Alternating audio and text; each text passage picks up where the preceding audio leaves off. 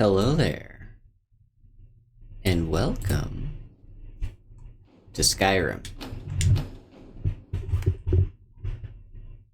Where we left off last week, we just kitted out our companion, what's-his-face, Eric the Slayer. Yeah, we gave him some new kit. We realized he actually likes light armor. Shut up. He actually likes light armor. Even though he spawns in with ebony, he is a barbarian class, which means he's good at light armor and two-handed. Now I have no idea why he refuses to put on the gauntlets and boots, but we'll live with it, I guess. We will live with it. But yeah, would you look at this guy. He's gonna be good. Yeah, I did remember Eric has like some weird thing where he spawns in with suboptimal weapon, like suboptimal gear. So, exactly where are we up to anyway? Questing wise, I know Dead Man's Respite. I don't know what's going on over in Mirwatch. But yeah, Dead Man's Respite is where we are headed. That's gonna be down in like the marshlands. Already gone through Full Gunther.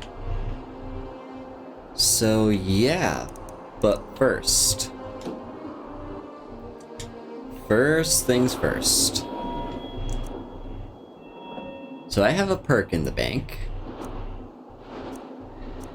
and we are 2 levels from being able to have ebony smithing. 2 levels from ebony smithing. And that's gonna be the big upgrade. Now, I have 2 options for this. Either we fast travel all the way to Riften, because I know, I can't remember his name, is it Balamond? I know the blacksmith in Whiterun is a master level trainer. He should be able to train me up to ebony smithing if I pay him money. It's gonna be very expensive though. Probably at this point gonna cost about as much as a house. Probably about that much. So I'm not really so sure if that's exactly what I want to do.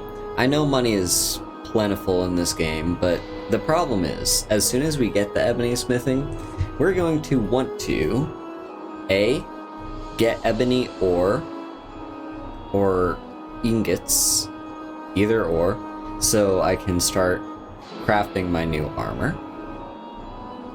B, I'm going to be wanting very big soul gems, like all the grand soul gems I can find, so that I can craft all my armor. How many do I currently have on me? I think I have no grand soul gems, and 1 black soul gem that isn't filled. So yeah, we're gonna have to buy 5 new soul gems for that.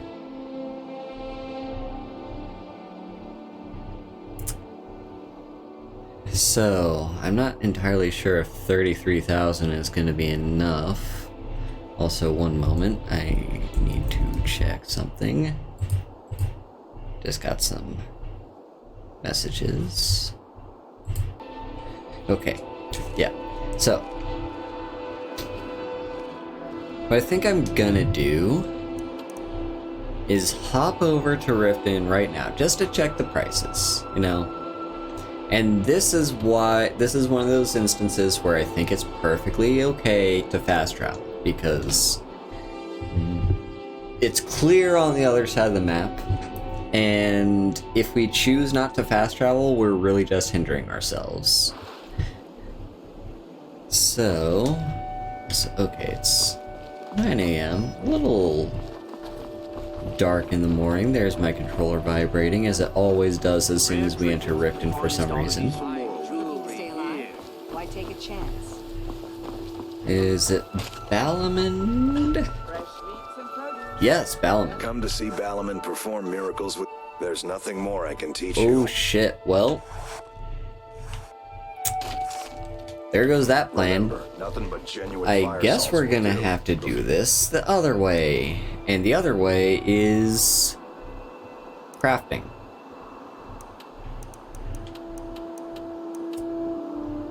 Yeah. I swear there's a... where's the master trainer? There's a master smithing trainer somewhere in the world.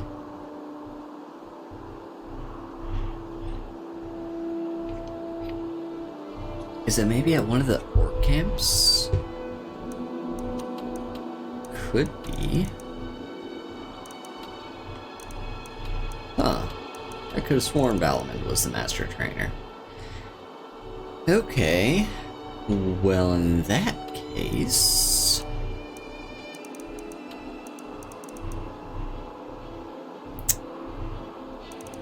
yeah, that changes plans. Well, I guess I need to find a mine.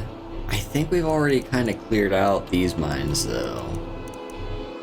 Which is a shame, because those are the ones I most readily know where to get iron from. Darkwater Crossing is, I'm pretty sure, Corundum. Are there any... around Solitude, perhaps? Like, there's a bunch of caves. And caves do sometimes have ore in them, but they're not very reliable. You really want to mine if you can help it. What about Stone Hills? What's in Stone Hills? I can't remember. I also remember there's a mine right over in Kynes Grove. I can't remember what they do. It might also be Corundum.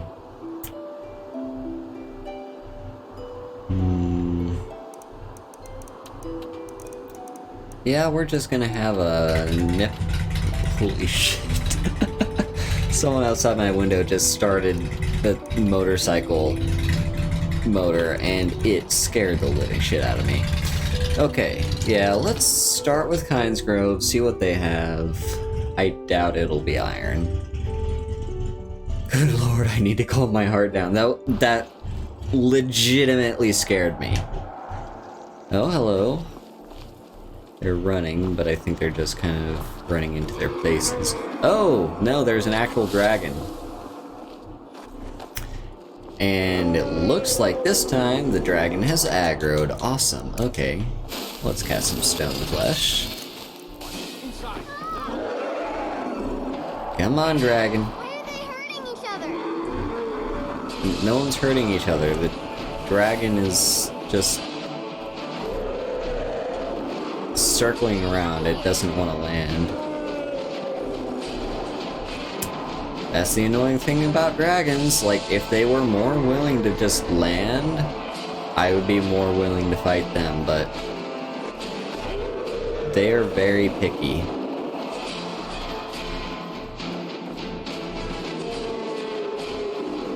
Come on.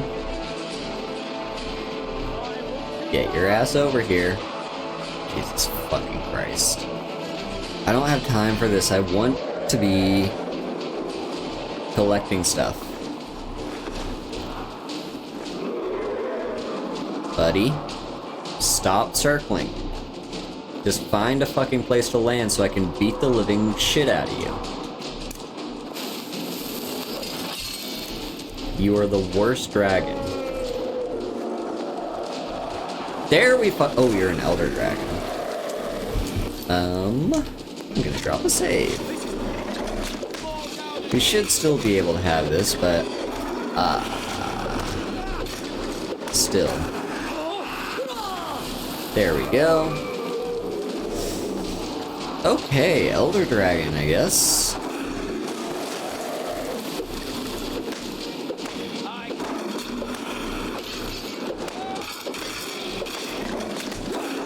Alright, he is not gonna fly anymore. Take him down, take him down. Don't you kill Eric. There we go. Eric, you doing okay? He's doing okay. Well, I did not come here for a dragon, but a dragon found me. Let me just take your soul. I don't think we have any shouts we care for right now, do we? Like, we're still banking a few souls. Animal Allegiance, useless. Elemental Fury, useless. Kind's Peace, useless. Yeah. Alright, let me have some of your stuff then. Ooh, glass armor. Well, that's something we could give to Eric. Eric, I found you a new kit already. Right. No problem. How can I help? So where's your... Okay, so right now it's 38. Yeah, I think what we just picked up was like 41. Yep. And he puts it on immediately. Nice. And, well, I guess I still have room to carry the dragon bones for now, so... That's all we need to... Also, I do want to check the charge of your weapon. At first I thought, no problem. How can I help? Oh yeah, that's still got plenty of charge. Let's get going then. Right, I kind of used up the Grand Soul Gems I had just for improving his weapons. Which is fine, I do think it was worth it, but still. Also, like, we might be about time... Okay, what's here?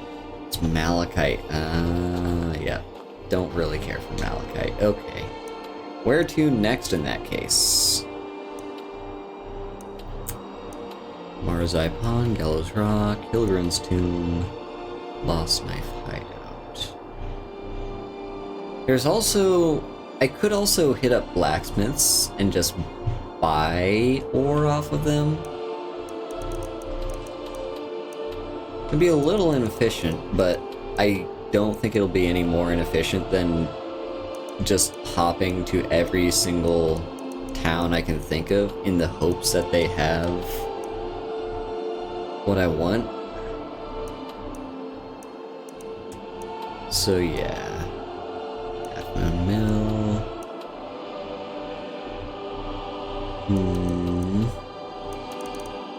Yeah, I think that's probably the better plan.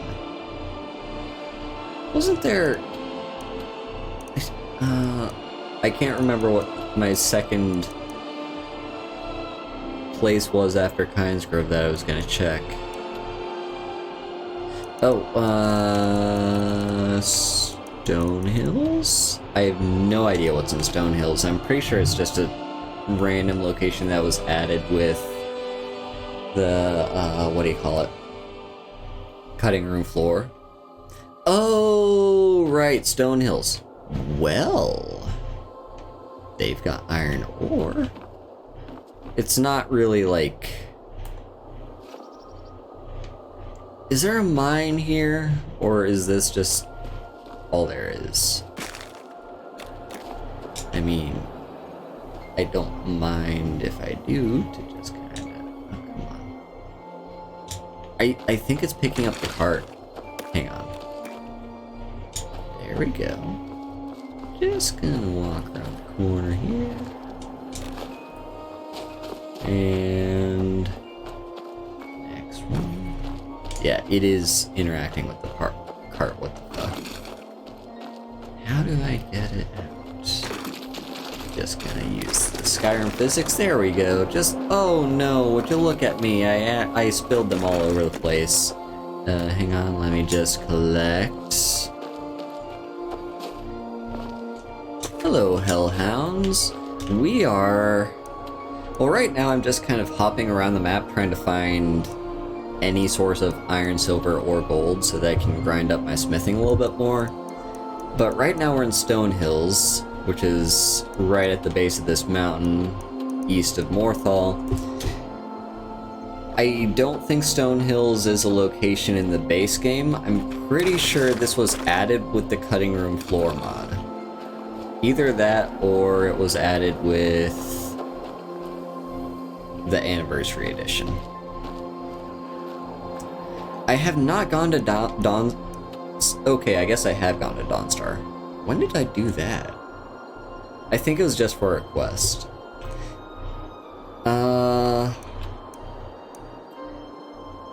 Red Belly. I can't remember where Red Belly Mine is. Yeah, I mean, most of the Iron Mine locations I can think of off the top of my head, I've already cleared. Okay, it's in Shorestone. Yeah, I've already cleared that one. I've already got all the iron I could from there. Yeah, I don't really want to go to Dawnstar, mostly just out of a habit of mine that I like to, when I go to a place, I want to focus entirely on doing all the quests in that place. But maybe I should set my morals aside. I can do that later, I guess. We'll skip all the quests. We're just here for the iron. Or gold or silver. And I know there's a ton of silver mines over in the Reach, but I have not been there yet. Oh, hello. Hang on. Is Carjo here? Carjo, I have a thing for Creatures of the you. desert. The north wind chills us to the bones. Here's your amulet. There it is. Ah, home. If you ever need the skills of a Khajiit warrior by your side, I would be honored to travel with you. Until then, here. This is for you. In thanks. Nice. Alright. May your road I've been looking for you. Got something I'm supposed to deliver. Your hands only. Let's see here. It's from Falk Firebeard at the Blue Palace. Ooh, you've got friends in high places. Looks like that's it. Got to go. Looks like we're ready for the next spot of the quest with the Wolf Queen stuff. Where is it? Letter from Falk Firebeard. There we go. Haru, over the last few days, we have had some disturbing information come to light regarding the events at Wolf Skull Cave and the summoning and binding ritual you interrupted there. Given your involvement with that event, I'm asking you to return to Solitude to help us once more. I'm wary of putting all the details in print, but please come see me at the Blue Palace. Sincerely, Falk Firebeard. Yeah, we'll get around to that eventually. I can't remember what the reward for that quest is. Apart from unlocking the ability to become Thane of Solitude. take a look. What do you have on you, by the way? Do you have any ore? You got ebony. You also have Grand Soul Gems. Okay, I'll help myself to the ore. That's very cheap. And some silver too. I'll take that. I hope that you will come to do business with us again. Okay. Do you ever find comfort? And let me also, as I'm doing all this running around, use the transmute spell Reforming the Dawn Guard. to make all this into gold so we can increase our smithing skill as much as possible. Okay, which is the mine that does iron? Is it this one? Usually you can tell just by looking outside. But there doesn't seem to be any ore outside, so I guess I'll just go inside. Quicksilver. Okay, that is... I mean, I don't even have to look. That's Quicksilver. Wait. Is Quicksilver a thing in this game? Yeah, it is. I think so. Hello, Sabrina. I guess we'll just nip inside anyway, just to see.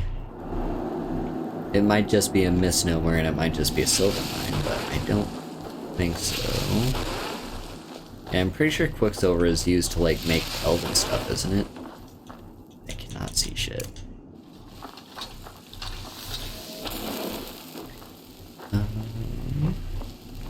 Your mine is pretty dried up, I'll give you that. Yep, Quicksilver. Don't need any of Hard to this. believe people actually have to work in places like this. Okay. Let's go back to transmute.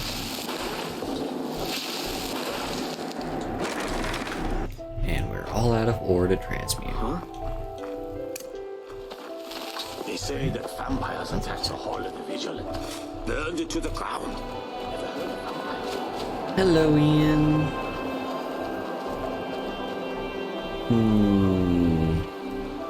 You know what? While we're here...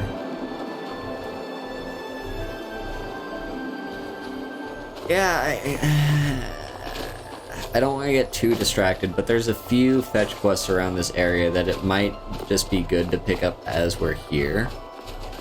Like, I know there's the alchemist person, we can start the Mythic Dawn quest, and then there's that ship captain on the dock there that needs something.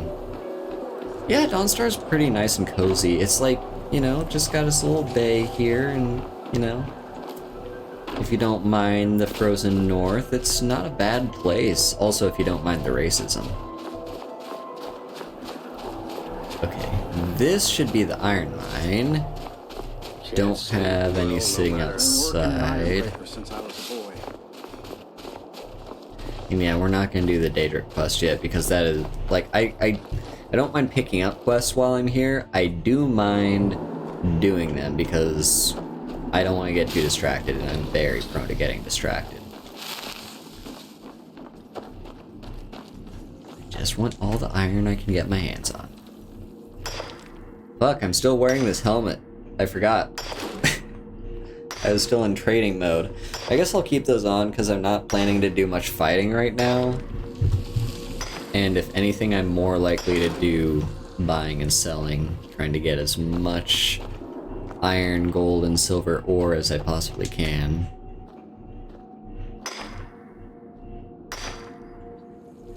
So yeah. Yep, basically the plan is for, I guess, the first half of the stream,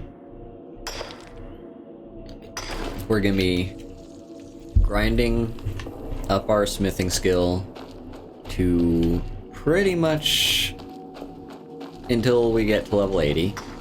Then we'll craft ourselves our first ebony gear. And then,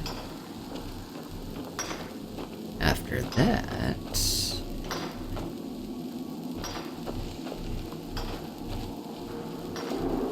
I feel like I'm gonna get lost. Don't get too far ahead. I feel like I'm already very lost. I have no idea where I haven't been. There's a pit there. I'm also slightly high right now. I took a CBD edible and I vaped a bit of CBD as well, so we're feeling nice and lethargic. Hello, Legal. Yeah, I mean, I'll probably cause that iron shortage.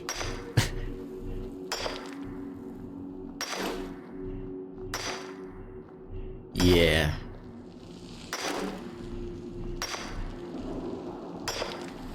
I mean, there's a lot of iron in this mine right here. I'm glad Hellhounds recommended it to me.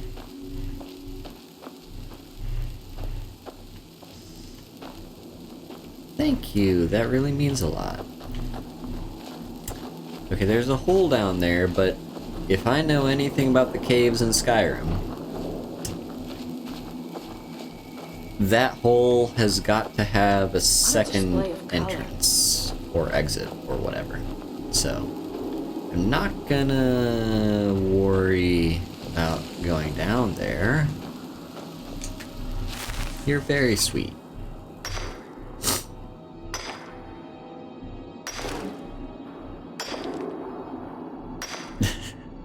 Thank you.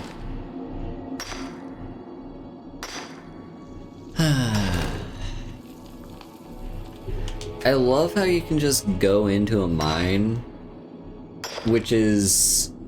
So, Yeah, think about the economy of mines in this game, right? A mine is... Ooh, we got a diamond. A mine is supposed to be, you know, a cave where people, you know, discovered a certain type of ore, and they basically set up shop to dig up as much of that ore as possible. And it's supposed to be a long-term investment as they dig up all the ore, produce it and sell it, and, you know, make lots of good money off of it. That's the concept behind mines. The reality is, you can just kind of mine every single little piece of ore with, like... Yeah, you should be able to just take every little piece of ore and... Been working in iron break. Okay, that hole doesn't actually have an entrance. Yeah, you should just be able to take every little piece of ore within, like, a single day. And then, like, the mine is now completely useless. So, mines in this game don't really make much sense. What's down here?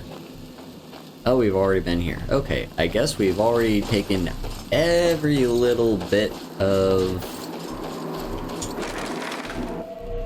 iron ore. Also, I just now realized the pun that you made there, Sabrina. I'm gonna do that right now. I'm gonna change the stream title. Haru takes a minor detail. Detour.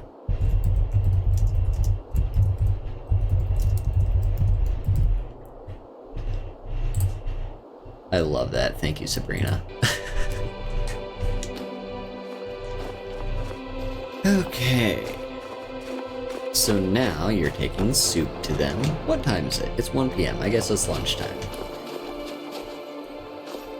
There's a smith in town, isn't there? Oh god. Yeah, we're just gonna go and pick up all the fetch quests. But For first... Divine's sake, Scald.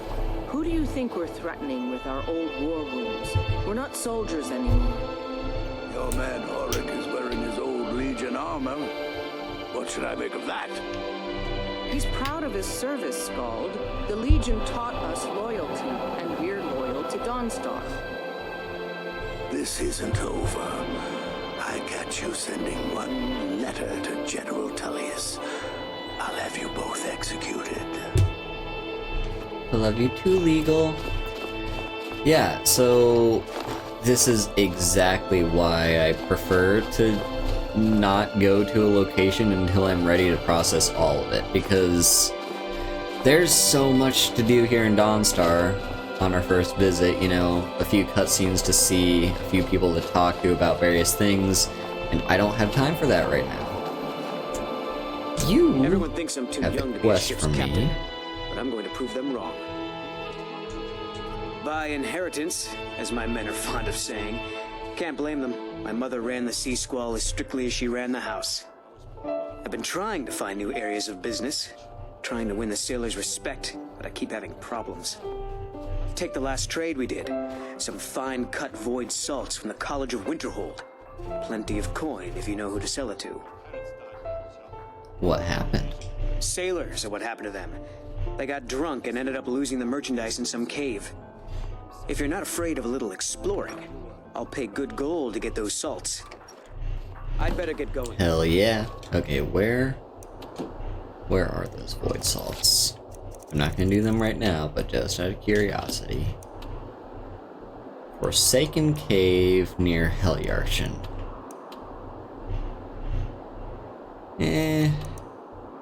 It's a little bit out of the way. We'll do it eventually, I guess. Okay. So, yeah, that's one fetch quest. Where is the blacksmith? Are they down near the water? I can hear them hammering their anvil. Here it is. Okay, one of you wants a book, right? God, I'm so tired. Take a look. I'd like all the ore you have, please. Just the ore. I don't need the iron ingots. They're kind of useless to me. There's some silver. We forge every day if you need anything. And as for Seems you... like no one is getting a decent night's rest in Dawnstar, stranger. Best buy your steel and move on. Yeah, I swear I saw there was a pirate mod, at least like in the early days of like old Skyrim. I know I saw something like that. Anyway, no one's getting rest? Nightmares. I haven't met a single man or woman who doesn't admit to having them. Bad dreams I can handle, but everyone having the same bad dream every night. It's a curse, I say. I hear there's a priest of Mara visiting the inn. Maybe the divines will cure us. Cool. Do you work on the ships? Well, clearly not, because he's at the forge. I've worked on a few moorings here and there for it. Most of the ship captains are superstitious about who works on their vessels, though. And Dawnstar is known for its bad luck. We're the last port of call before Windhelm, and the ore we trade makes rich targets for pirates. Okay. Let me just buy more ore, I guess. Oh, you have the same inventory. Of course you do. Back if you need steel. I swear you're pregnant with his child, and you want a book that you can use to raise your child learning about their Redguard inheritance. God, I'm so tired. So, where do I get that quest? What can you tell me about Dawnstar, I guess? Not much. I came here a few years ago from Hammerfell when I married. The land is beautiful, but I can't stand this cold. I don't know how Rustleif manages it. There we go, you're from Hammerfell. That's right. Home of the Redguards. The land of sand and seas. I hope one day I'll convince Rustleif to take us back there. Until then, I'm content running the forge together here in Dawnstar. I swear she has a quest for me to find a certain copy of a certain book that she can tell her child when they're born about their Redguard heritage. Seems like no one is getting a decent night's rest in Dawnstar, stranger. Well, Best buy your steel and move on. Husband... Need a dagger? No? How about a claymore? The husband also won't give me the quest. Do I have to do the Nightmares quest first? I might have to do the Detour quest to relieve everyone of nightmares before he'll give me that quest. As for the Alchemist, I'm fairly certain the Alchemist also has a quest for me. Yeah, I get annoyed by them too, Sabrina. Some of them are fine because, like, isn't there, like... Wait, did I already do the Song of the Alchemist quest? Oh, here it is. This one tells you where you can find it. Like, it gives you a quest marker. Some of them don't, though. So, yeah. Thank you, Legal. I do my best. I very love this game. Also, are those fire salts?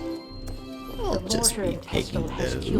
Every illness, from ataxia to whitbane. They won't be missing that. Any more? We do. Oh, we're just gonna rob this store. We're just gonna rob them.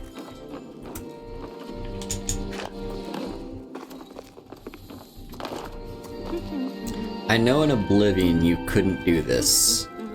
Like, if you tried to pick up the thing that wasn't yours, it would be considered a crime, because John did that in one of his recent videos while playing the game, which was kind of surprised me. I did not expect it. Okay. No, I don't have anything for bad dreams, so don't ask. How'd you pick up the herb trade? My husband. We used to go out into the wilds and collect ingredients together. He used to call me his pretty juniper. It's quite romantic. if you're an alchemist. Frost took the old fool a few seasons back while he was looking for the ring of pure mixtures. I found the ring's resting place after he died, but I'm far too old to go exploring some cave now. I want someone to call me their pretty Juniper. I could find the ring for you. Well, aren't you sweet? I'd be happy to give you some alchemy training in exchange for the ring if you bring it to me.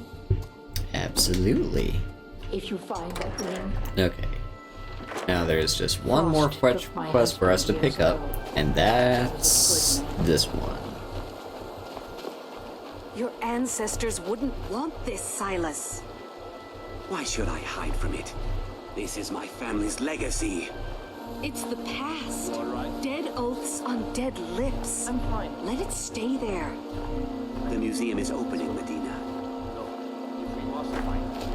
And here we go. And here comes my first visitor.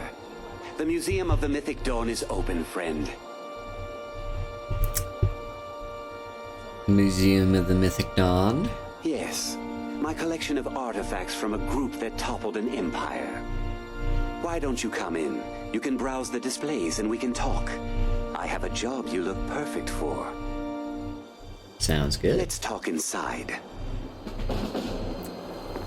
Alright, yep. Just picking up this quest. And he's gonna monologue at us. Come talk to me when you're ready to discuss that job I mentioned. And yeah, he's gonna monologue at us, and then The tapestries hung here and outside were found in hideouts, where members of the Mythic Dawn would meet and plot. The cult's greatest accomplishment was the assassination of the Septim Dynasty and the opening of the Oblivion Gates. so yeah. First we're gonna have a little tour of the museum though, I guess. Those robes were worn during the Mythic Dawn's secret meetings, where they plotted to bring the Daedra Mehrunes Dagon into Tamriel. Each bolt of yarn used to make the robe was colored with a dye, made from sacrificial blood. That burned paper is all that remains of the fabled Mysterium Xarxes, the blasphemous book written by Mehrunes Dagon himself. It's said that Mankar Cameron used the book to open a portal to a paradise, where all his followers would live forever. Now if I remember correctly, if you hit this page with a magic spell, it turns into a bucket. The commentaries on the Mysterium Xarxes were written by the Mythic Dawn cult leader, Mankar Cameron. He promised a paradise awaited his followers when they died, that they would be reborn by Mehrunes Dagon's side. Yeah, you know what? I might drop a save and do that in a minute. Ah, yes. That scabbard. Notice the insignia. An Oblivion Gate. A key symbol of Mehrunes Dagon, the patron Daedra of the Mythic Dawn. Alright. We're going to drop a save, because he's going to get mad as soon as we do this, I think. Possibly. And I think flames will do just fine. I wonder if I can sneak. Okay.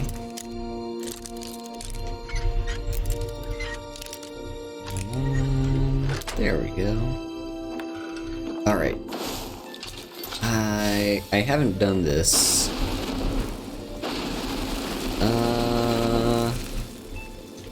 Is it maybe lightning? I swear I'm not making this up. Maybe it's a specific spell. Or maybe it was a bug that got fixed? I promised you, I'm not making this up. Google it. Here, I'm gonna Google it right now.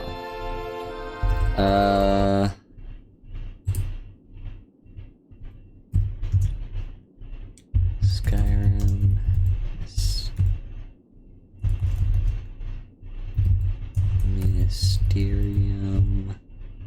Mysterium Xarxes bucket.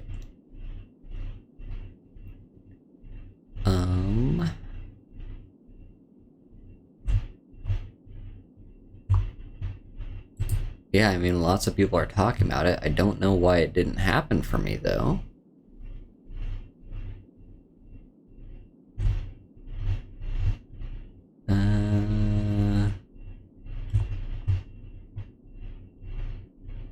Huh.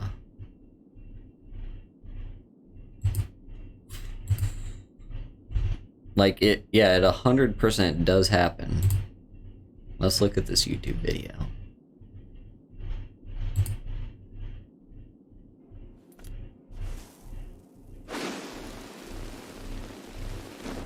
Okay, maybe I just didn't hold down the flame spell for long enough. We're gonna try this again. Flames.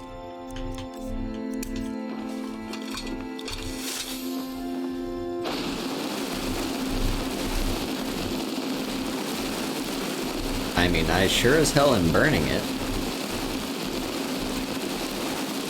Am I not standing in the right place? Am I not hitting it in the right spot? I don't know why this isn't working for me.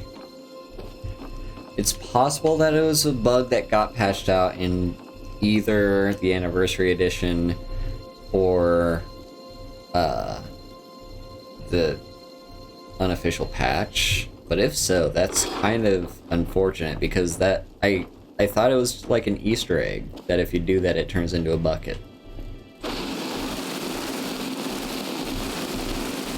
Why won't you do it for me? You're making me a fool in front of the audience.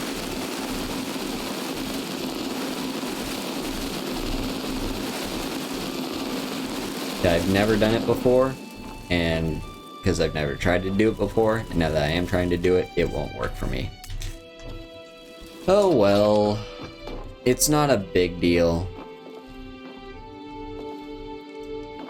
Yeah, I thought it was, but I don't know why it's not happening for me. But anyway, so, quick rundown of this place. This guy is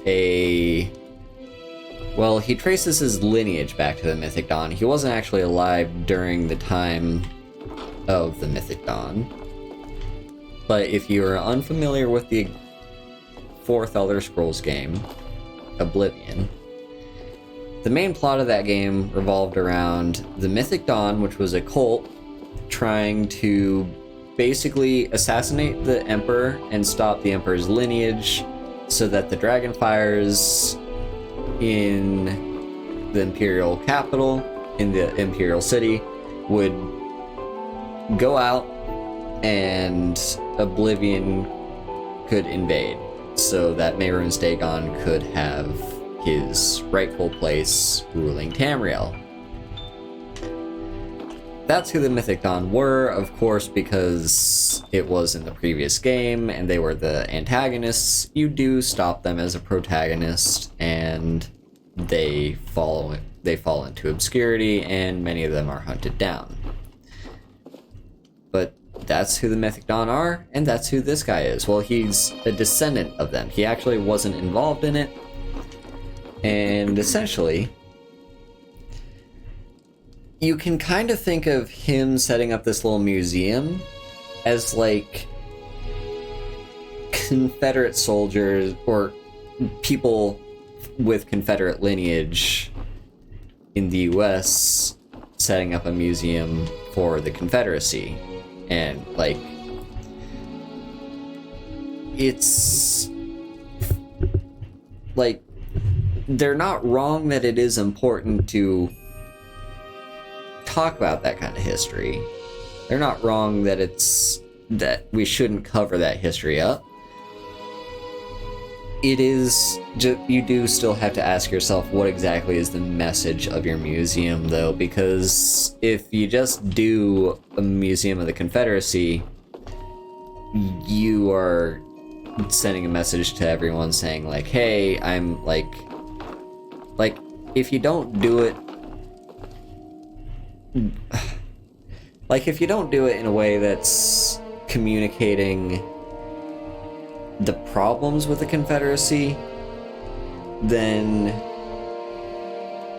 you're sending the wrong message. And that's kind of what this guy is doing, is he's talking about the Mythic Dawn, this cult that tried to overthrow the entire world, without talking about why that was problematic. He's just kind of putting it on display at face value. But still. Anyway, let's talk to him, get his fetch Did you quest. have any questions about the museum? Or would you rather talk business? Why'd you open this museum? It's no secret that my family were once members of the Mythic Dawn. One of my forefathers was even chosen to assassinate Uriel Septim himself. We hid from our past for years, became tradesmen, people of coin and influence. But I realized that the Mythic Dawn's importance, our importance, to history cannot be denied.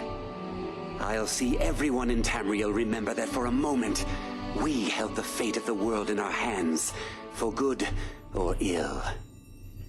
And like, he does make a good point, like, we can't forget about them. They are an important part of our history. They did in fact shape basically all the history starting with the end of the Third Era, but still, there needs to be some communication and nuance here. A courier gave me this pamphlet. And here you are. I hope you found the museum to your liking. Alright. So what is the Mythic Dawn? They were worshippers of Mehrunes Dagon, the Daedric Lord of Destruction and Change.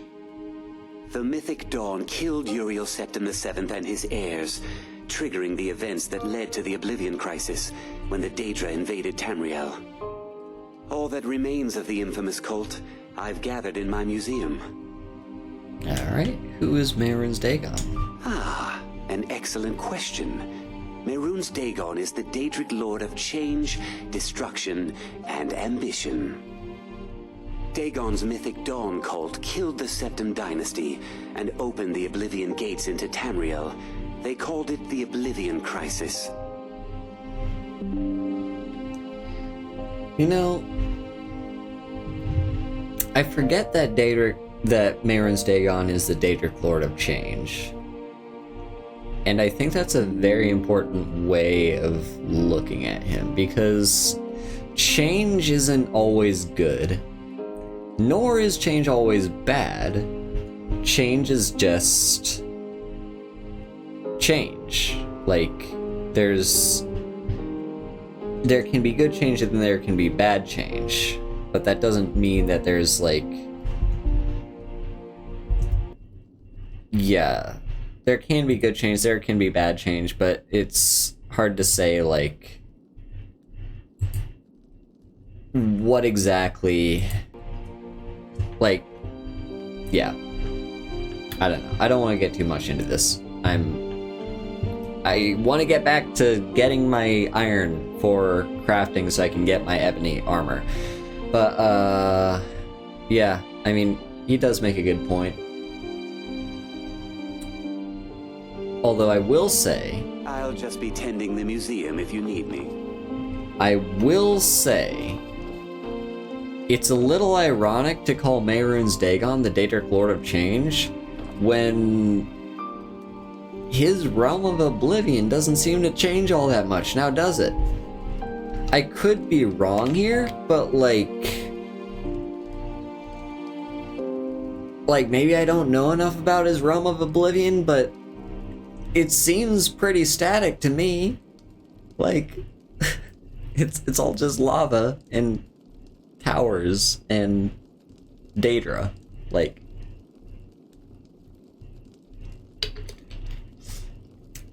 I don't know about you, but that doesn't feel very much like change. Did you have anyway, any what about questions this about the job? museum? A little history first. After the Oblivion Crisis, a number of groups cropped up dedicated to wiping out the remnants of the Mythic Dawn. One of these groups found Mehrunes' Razor, the artifact of Dagon. They split it into 3 fragments and pledged to keep them apart forever. That was almost 150 years ago, and the pieces are still being kept by the descendants of that group, and they're right here, in Skyrim. You want me to get those fragments? At least 2 of the owners, Gonzol and Draskua, are dangerous marauders, and the 3rd owner, Jorgen, I only know he lives in Morthal. Here are my notes about them.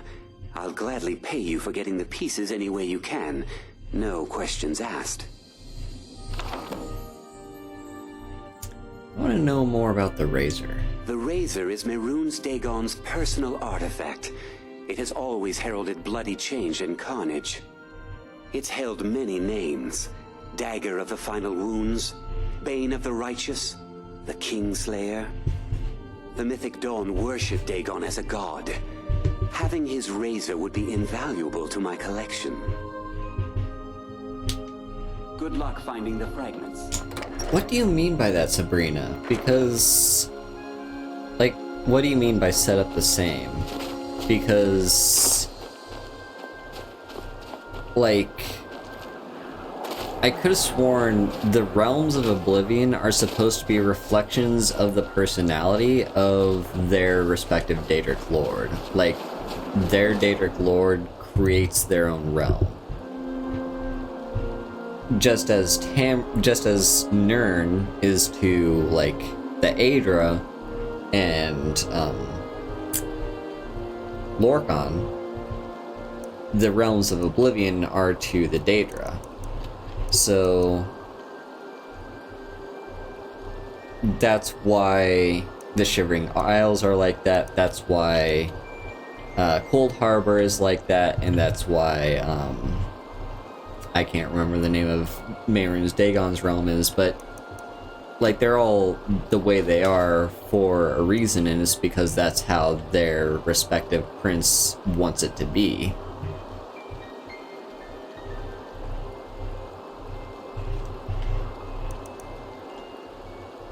Because, like, the Daedric princes are also the centerpieces to their realms, right? Because if I remember correctly, if you remove Sheogorath from the equation, the Shivering Isles will collapse in its entirety. Now, it's very difficult to kill a Daedric prince because they're kind of designed to regenerate. If you kill a Daedric prince, they're more than likely just, you know, they'll just return to their realm, and they might be stuck there for a while, but they're gonna, like, slowly regenerate over time and they'll be fine.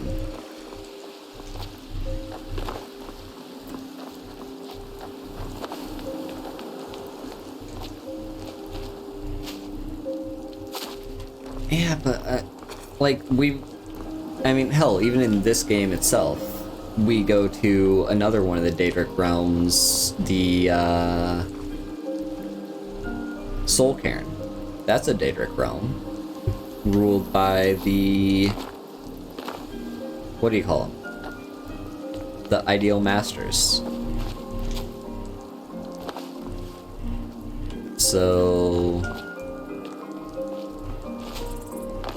yeah, I don't think I can agree with that.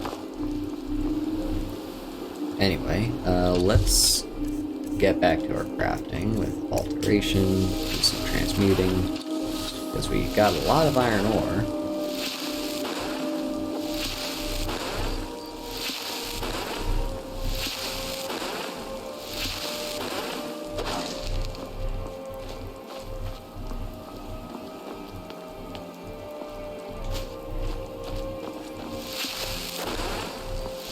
What about the lava jack? Come to think of it, I don't know much about the history of the lava jack. Like, why it came to be.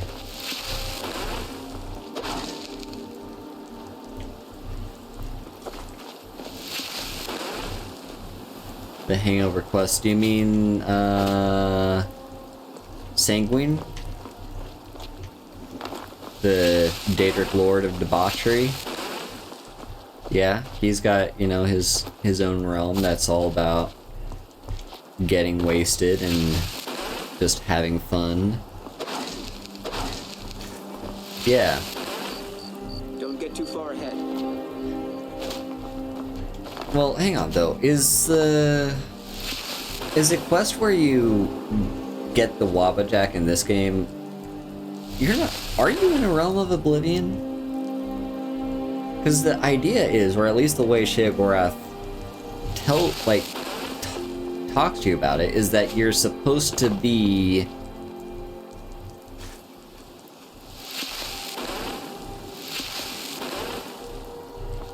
like, yeah, the way Sheogorath tells you about it is this is inside the mind of Pelagius, but Pelagius is also a long dead emperor, so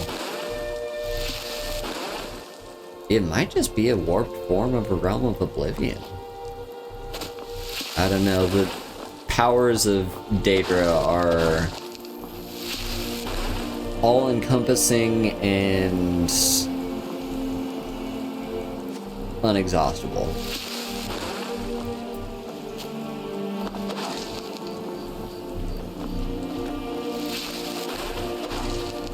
Yeah, exactly, like, I'm just saying, if Mehrunes Dagon is the Lord of Change, why is his stuff all the same? Maybe well, this could be an interesting way of looking at it. Maybe he's the Lord of Change, not in that he's constantly in his own realm changing things himself, but he desires to create change for other places. Like, his realm is supposed to be so, like, alien and destructive, and, like, think of him as the Daedric Lord of Wildfires. 69, nice. Think of him as the Daedric Lord of Wildfires. Like, burns down an entire section of forest that can result in rebirth, but it also, you know, changes the area, it changes the way it looks, it changes the environment, it changes basically everything about it. Sure, the forest will regrow, but that's also, like, it also kind of depends on, like, how destructive the wildfire is. So maybe that's what Mehrunes Dagon is. He's not necessarily, like, trying to create change within his own realm. His realm is the, I guess, keystone, you could maybe say. His realm is like the keystone from which he will use to change other realms. And the realm that he most wants to change is Tamriel, or Nirn.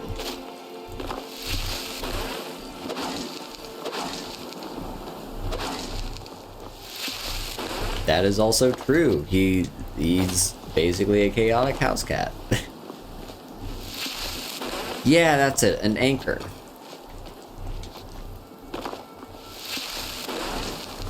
So yeah, like, you know, Tamriel is a certain way, and he wants to change that. Why do you keep saying Tamriel? Nirn. Fucking Nirn. Okay, that is all the ore transmuted, and let's hope this is enough to get me up to level 80, because, oh boy, this is gonna take a while.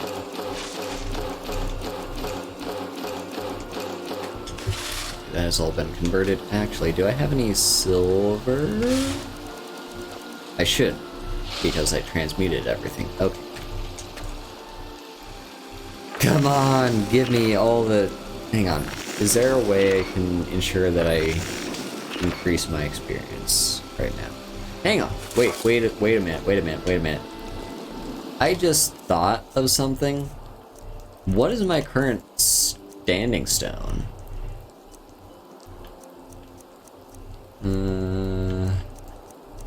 I've got the warrior stone still. Okay. Because if it wasn't the warrior stone, I was gonna go back and get it. But I should probably very soon swap to something different. Yeah,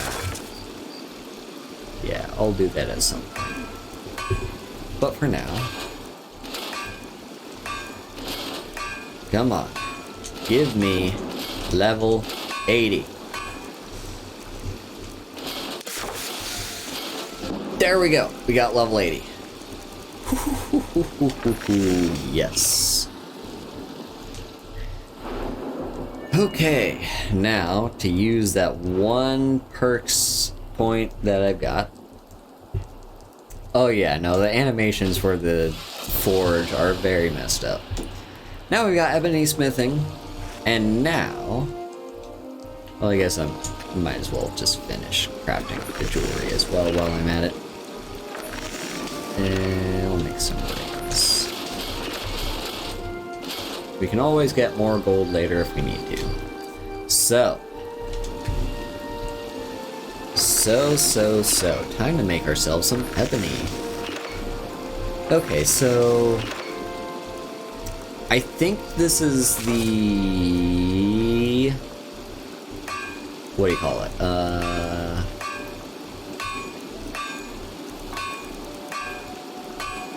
What do you call it?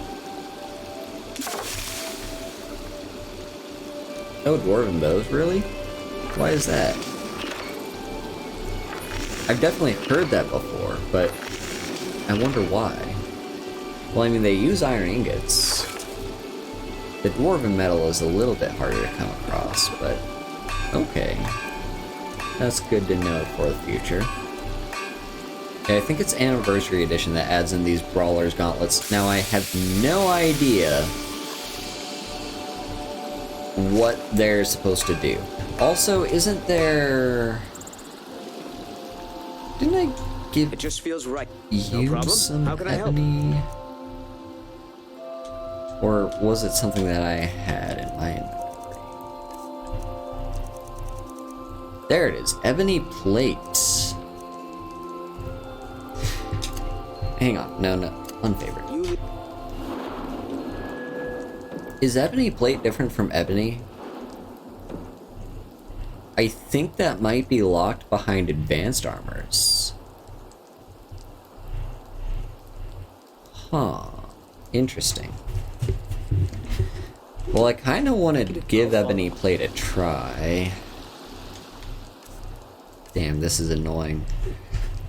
I'm gonna need 2 level ups if I want to unlock ebony plate. And that's like that's 1 useless perk because I don't care about elven smithing, and 1 perk that may or may not be relevant later in the game for me. But I do want to give ebony plate a try. So what is this? 112 compared to 110. The thing is, though, if it's locked behind advanced armors, I can improve this one better, because I do have the perk for this one. So, unfortunately, ebony plate might have to wait, but I do really want to I want to try it. I want to get ebony plate if I can. Oh well, hang on. Go back to ebony. We'll worry about that later. For now, let's just take a look at this. And what are the brawler gloves? Are they... I doubt they increase damage, although they might have a passive effect that's not listed here that increases unarmed damage. But, like, the regular ebony gauntlets, I'll admit, look a little bit better. Like, the brawler gauntlets are fun because they got their spikes on them, but I kind of like the look of the regular ones. Anyway, enough of this. Let's get back to crafting. So, what do we need to craft our full set of ebony armor? We need a bunch of leather strips and a bunch of ebony ingots, right? Leather strips, ebony, leather strips, ebony, leather strips, ebony. Yep, that's all we need, is all the ebony and all the leather strips. And then extra ebony on top of that to improve it. I don't know, what do you think, chat? Should we craft the Brawler's Gauntlets? like, partly just to see if they actually boost our unarmed, but also just for the hell of it. But either way, we're gonna be needing leather strips and ebony, and I'm pretty sure we got some stored in here. Hello, Lydia. Honored to see you again, McVeigh. Okay, we've got one ebony ingot. And no leather strips, but that's fine. Because leather strips are a dime a dozen. What we do need, though, is to wait until daytime. Actually, it's already almost daytime. So, I swear I saw her. Adrian was walking around somewhere.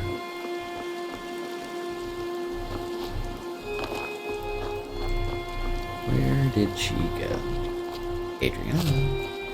We could also just head up to Solitude. I'm gonna do what I can here, and then we might go to Solitude.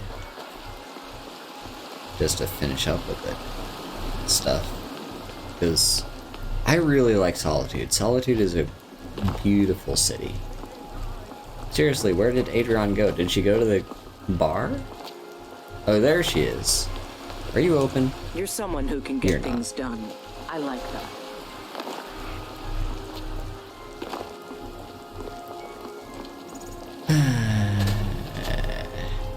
I'm just gonna wait an hour.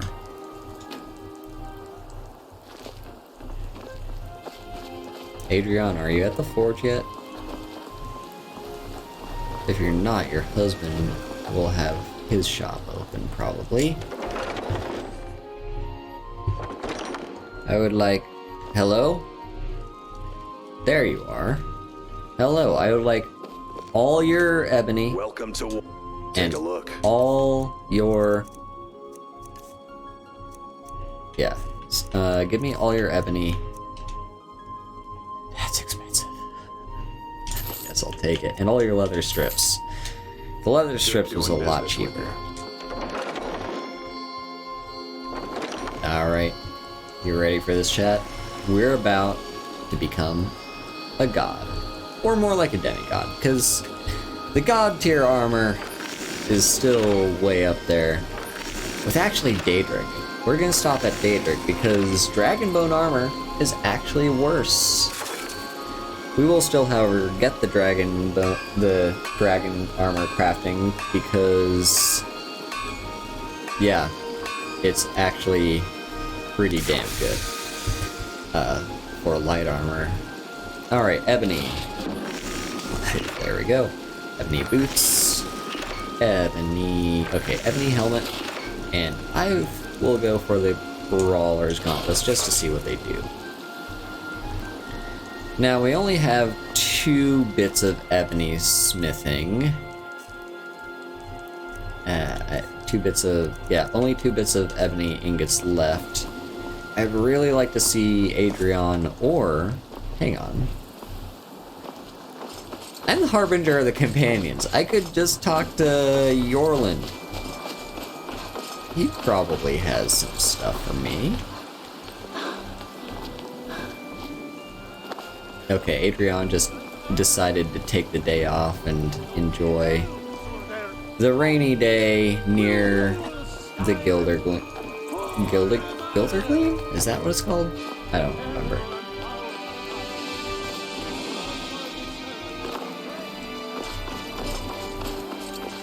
And as for up here, Yorland, do you have ebony? You know, since Kodlak's funeral, the Skyforge feels more awake. Oh. It's always been said that the souls of the heroes of old are what gives Skyforge steel its strength. But I think the Forge knows the greatness of Kodlak's soul. I can't really explain, but it feels like it's young. I'll wager it could now forge metal the likes of which hasn't been seen since eras long forgotten. I'm eager to try. Cool. What do you have? Gods be praised. Oh, wait, hang on. Is he the Master Smith trainer? He doesn't have any fucking ebony on him. Gray Let me means just... it's an honorable craft. He is! I'll show you what He's I the can. master... Okay, I knew there was one. Yeah, if I'd just come here in the first place, I wouldn't have had to do all that mining and whatnot. I just want to see, is there some... Get off the forge. I want to use it. Oh, we can make Draugr. Nord hero stuff. Aha! It's probably nothing good compared to what I have, and it's only weapons. We can also make... Can we make any better ebony stuff here? I doubt we can. No, we cannot. Yeah, sorry, no weapons right now. Although, we might, like... We could get Eric an ebony battle axe. It just feels right. No problem. But it How can I help? feels like a waste if we went through all the trouble of making him this great bow and this battle axe, and for us to just immediately throw those away for something different. At first I thought... I will, No problem. however, How can I help? be taking that off of you because you don't need that. You lead, I'll follow. Okay, Yorland, you really need to get some ebony. Steel doesn't mean anything these days. And also, I have no idea how that Draugr weapons are gonna go for you. Have you met my father? You are still He's a not at steward your at shop. the Dragon's Reach. Okay, yeah, we may need to move to Solitude to finish this up, which I don't mind doing because we are gonna do Solitude questing right after this. But...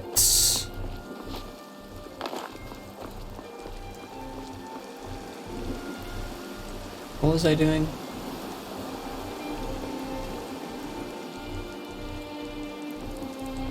I was coming this direction for a reason. Oh, the armor, right? Yeah, okay, I want to sell the armor. Welcome to the finest weapons and Worth. armor. I would like to sell you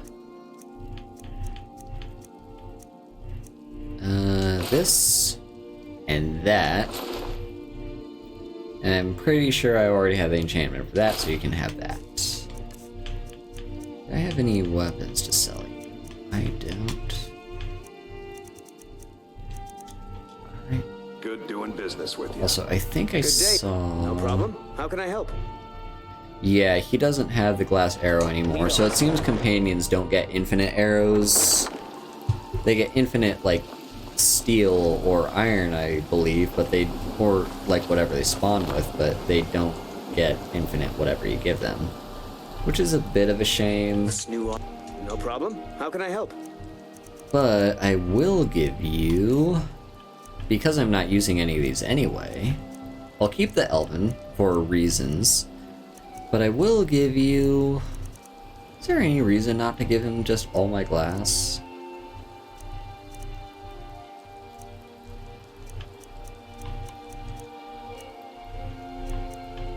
Yeah, I'll just give him all my glass arrows.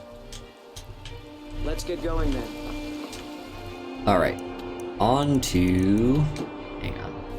I want to turn off this quest. Huh? Oh, the Ring of Pyramid. Yeah, turn that off. We got a lot of quests. Okay. On to Solitude. Then we will finish up with our ebony gear. And yeah, well, I already know what my next 2 perk points are going to be, so that I can start moving towards getting the ebony plate just for the hell of it, really. What are you guys doing? Well, it's nighttime. I'm going to wait until day. 11 hours.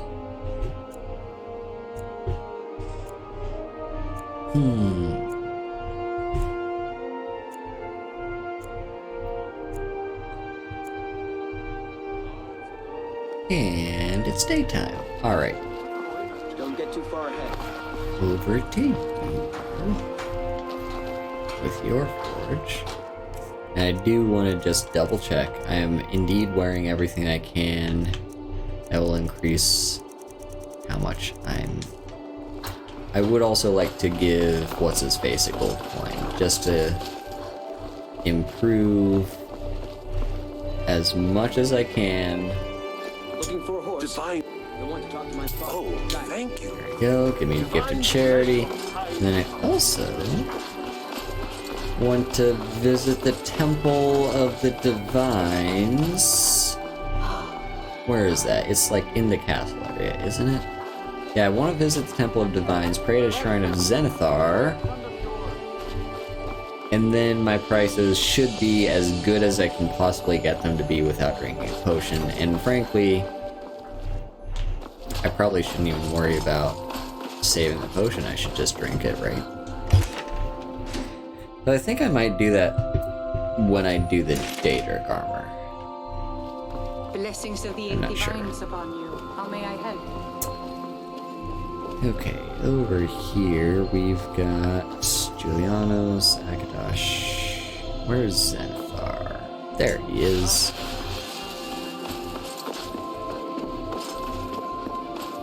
You look troubled. Have you come seeking guidance? Alright, now it's time to talk to what's-his-face. And buy the last few pieces of ebony that I can. What do I need? I need helmet, armor, gauntlets, boots. Just those 4 pieces? I think so, so we just need 2 more pieces of ebony. So I really am going overkill on how much I'm trying to get a discount. I'm also gonna be mad if you don't have any. Seems there's no the finest weapons and armor. You do, okay. Yeah, it's a bit expensive, but I'll take it. Okay. Return anytime you need arms. Now, I'm gonna swap over to improving as best as I can.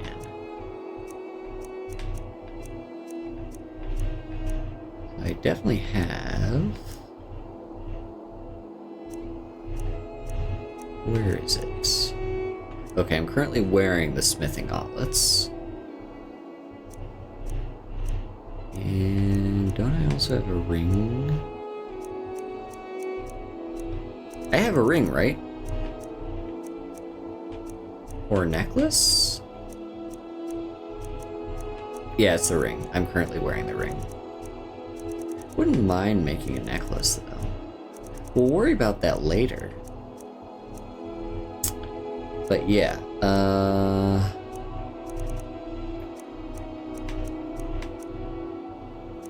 yeah, okay, so our smithing is as good as we can get it. I wonder if I have any potions to spare. I do. There's a 20% better. And anything else? Any other potions that can improve my smithing? No, it's just that. Okay, well, 20% better is better than nothing. I do want to check. Ebony armor can go to 158. Ebony plate, 162. Arms and armor. Okay, so I wonder if ebony plate still gets covered by the ebony smithing perk. In which case, I don't really need the boots too. Just double check the boots. 67, 68, yeah. It's minuscule, but I'm totally down for the ebony plate because that looks so much cooler, in my opinion. It looks so much cooler. So we're gonna do that. I've got Drop a save. Drink a potion. Actually, wait a second. armor for Wait a second, I don't think we're done yet. Because what about the shield? We currently have the Shield of Ysgramor, which is great. Like, it does a great job, and it's cool, it's legendary, it's got a legendary effect. But, hear me out. What if we can make a shield that has better armor? good can we get an ebony shield? It has to be better than 42. That's 45. Yep. I will take that. And now I'm gonna need 5 pieces of ebony. Come in. Wonderful. The finest weapons and armor. Give me 5 pieces of ebony. You can give me 6. I will take only 5. Keep safe. Now we're ready. Drink the potion. For your armor. Brawler's gauntlets. Ebony helmets. Ebony plate stuff. Ebony plate stuff. Ebony shield. Okay, that is so much better. We're getting massive fucking upgrades here. Also, I'm just gonna sell you... Blades, helmets, pretty much anything to suit your needs. Yeah, I'll sell you these. I don't really need them anymore. Okay. Until next time. And now... Fresh off the boat. Fresh as style. It's fine, Sabrina. I've got plenty of gold. And frankly, this is less gold than I thought I'd have to be spending for the sake of crafting this. I thought adventurers were. What do you need? Trinkets, odds and ends. Now it's time for the enchanting bit. Do you have any Grand Soul Gems? You have 5 Grand Soul Gems. What a funny coincidence. I need 5 things to be enchanted with Grand Soul Gems. How about that? So I'll just be helping myself to those. That's fucking expensive. Okay, do I have anything to sell you? I will sell you... I mean, I definitely have, like, these kinds of things. Like, yeah, I can sell you... Do I keep these? I think I'm gonna keep the gold diamond, one of each, so I can also give myself an enchanting upgrade. We're gonna be so much better off than we started. You know? Like, I'm gonna... Don't need that. I'm gonna hang on to that for now. There we go. And we still made more gold than we spent. Okay, now off to... Okay, yeah, we need 2 more Grand Soul Gems in that case. This is gonna be so good. Oh, we're gonna be so fucking powerful. Oh, no one can stop us.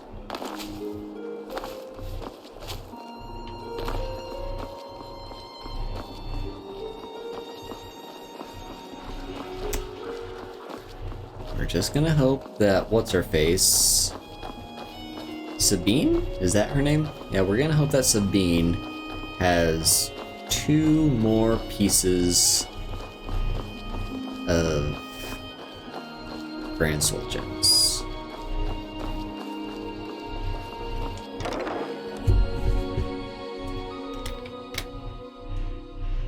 Sabine Stentor has a grasp of magic. Sabine. Huh? That's her name, Sabine. Thank you, guard. Okay, and we're also going to want to talk to Falk because there's the whole deal with Wolf Skull Cave, but for now, where's Sabine? Is she in her room? Is she sleeping because she's a vampire? Yeah, that's what she tends to do. Okay, Sabine, you have... It's so good to... So, you wish to master the arcane arts? You do. 2 Grand Soul Gems. Take care of yourself, and always remember, the world is ripe with people looking to spill your blood. Now this one we're gonna hang on. Do I have any potions for improving? I've got 2 drafts.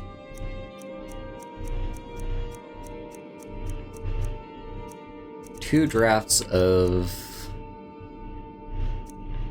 improving enchanting. I think it's worth it. So first things first, we need to also, do I have anything to disenchant? Yeah, I didn't think I do.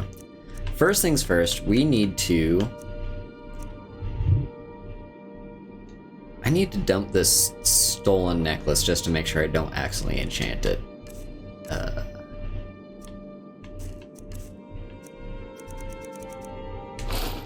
Okay, there's a stolen one right there on the floor. Don't forget that it's there. So, yeah, what do we enchant all together? Because, so gauntlets, we're gonna want to enchant with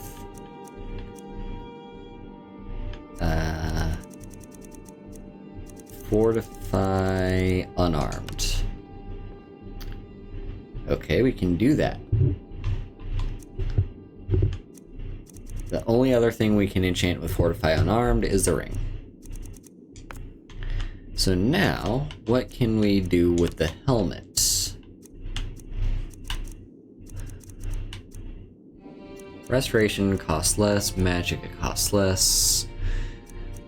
Fortify illusion, destruction, conjuration, archery, alteration, alchemy. I think alchemy, alteration I mean. I think alteration is probably what we want. So we'll get fortify alteration on the helmet. The armor, that could also be fortify alteration if we wanted to. No, we want fortify heavy armor. Yeah, that's probably the best one we got. Right, fortify heavy armor for the main armor. The boots. So we got carry weights.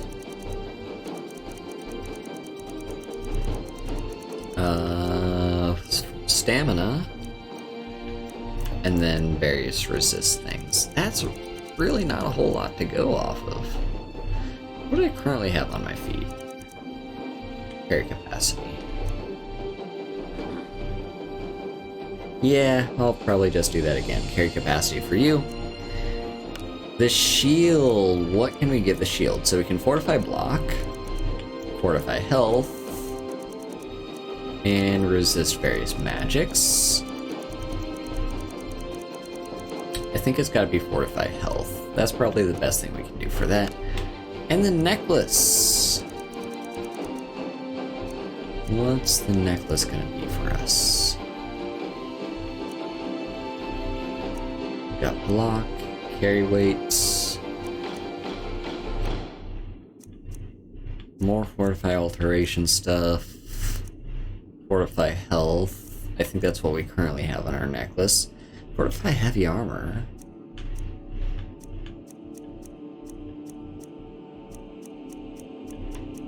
I think we're gonna go fortify heavy armor. Now, if you're wondering why I'm going fortify heavy armor, I'm not actually sure why, but I don't know if this actually works.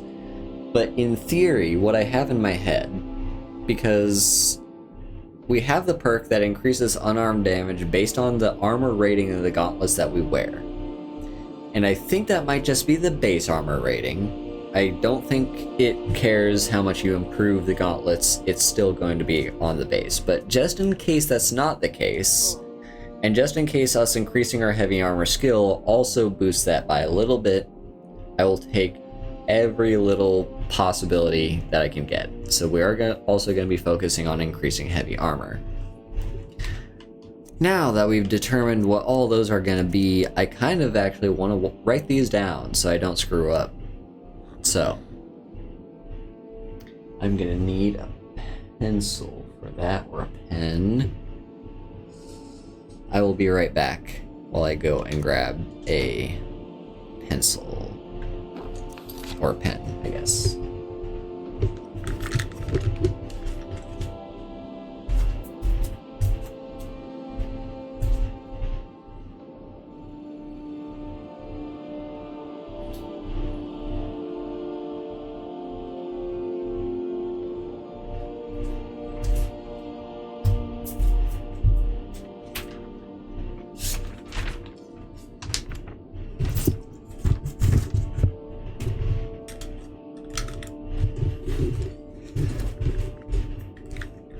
Alright, it wasn't too hard to find a pen, I just had one in my bag. Now, do I have any writing space on this desk? I probably don't. I could probably just use my computer. Okay, so I I don't really need to write what the thing is, because I'm going to be doing them all in order. And so I might be over-representing just how much I really need to care about making sure I get these all perfect. Because I have 60 seconds, and that may be more or less generous than I'm thinking it will be, but like, roughly speaking, we're trying to enchant 1, 2, 3, 4, 5, 6.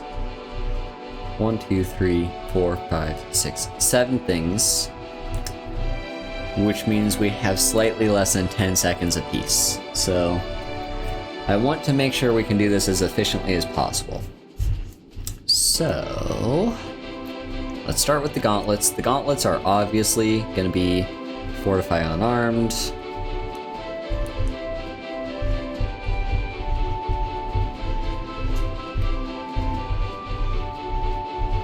God, my handwriting is terrible. Helmet was gonna be what again? What was the helmet?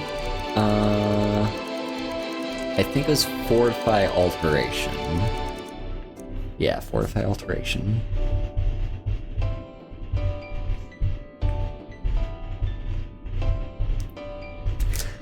The next is gonna be the plate armor. The plate armor is going to be Fortify Heavy Armor.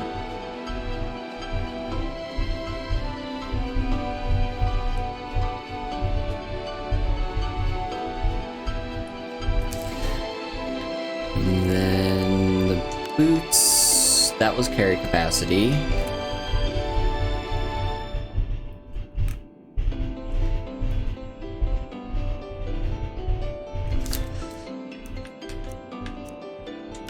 Shield. I think that was health. Yeah, I think that was health.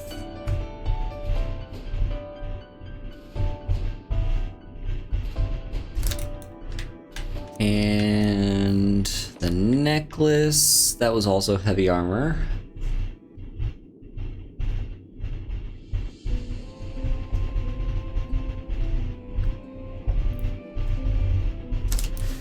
And the diamond ring is also going to be unarmed.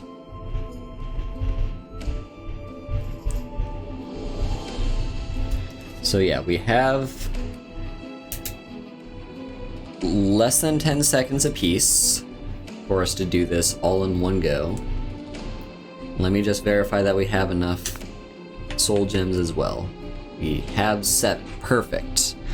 Alright, put this stuff away, put the pen away. I'm gonna leave the paper in front of me while I do this though, just in case I need the cheat sheet. Now, I may be overreacting to this a little bit. It's not the end of the world if I miss the 60-second mark and my enchanting gets weaker for like the last enchantment or whatever. But I want to do this as best I can, if at all possible. I really love to min-max when I'm upgrading my character. So, let's quit enchanting. Drop a save.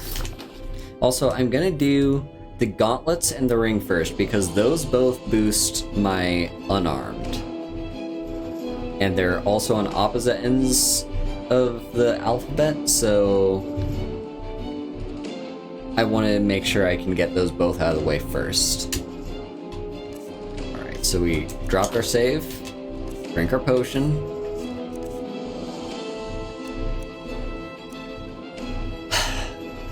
Let's do it. Shit! My... Hang on, my paper fell. Okay, let's do this. Gauntlets. And unarmed. There it is. And the ring is also unarmed. There it is. Next is alteration for the helmet. Alteration. Next is heavy armor.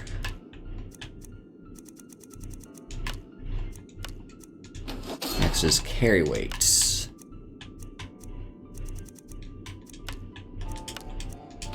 Next is health.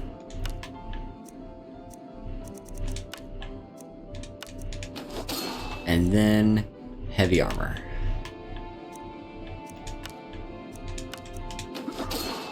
Okay. And now I'm unstoppable. Well, not yet. We have to put our armor on first, and also don't forget this necklace. Let's take that back. So, you ready for this, chat? Are you ready to see just how much of an upgrade this is? So right now, we have armor rating 277. Hello, price. I don't know if there's a way we can see what all our unarmed increases.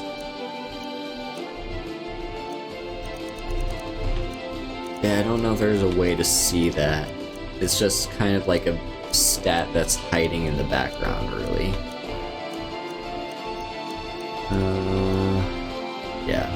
Unfortunately, I don't think we can. But we'll get a feel for it, if nothing else. And here we go. So, yeah, currently our plate armor increases heavy armor by 22. Ebony plate increases it by 23, so not that big a deal, but it is a 47 increase on the armor rating. Plate boots, 34. Ebony plate gives us 35. Nice, nice. Then gauntlets. Okay, this is the important one. So right now they do 11. These ones I think will also do 11. There, yeah, okay, so they also do 11. Not that big a change, but the most important thing is it is an armor upgrade, so it's going to give us a slight edge. As for the helmet, alteration 22% less. This one gives us 23% less. So, yeah, all of them are just only a tiny little bit over, but it's still... every point counts. As for the necklace and ring, yep, 11 increase, which the 11 increase on the ring is very important because the ring we were using before, this one, only did an increase by 5, so that's 6 more points of unarmed damage just on the ring alone. And as for the necklace, well, we can't really see what the old necklace was because that was health, so we are going to have slightly less health, except for the fact that we have the shield, which is going to increase our health 58! I wasn't expecting it to be that much. I thought it was going to be like 30 something. Our health can be increased by 58 compared to the shield of Ysgramor, which gives us 20. And I believe, yeah, the necklace we were using gave us 33, so that's 53. Our shield alone gives us a 5-point increase to our health for 2 pieces of gear combined, which frees us 1 more slot that we can use to increase our heavy armor rating. That is good stuff. So, are you ready to see us change into our gear? Let me just first show off what our current gear looks like, and let's get into like some good lighting here in the corner. So here's our current gear. Our current loadout, wearing our steel plate armor and using the shield of Ysgramor. Now throwing on the new gear, don't forget the necklace and the ring.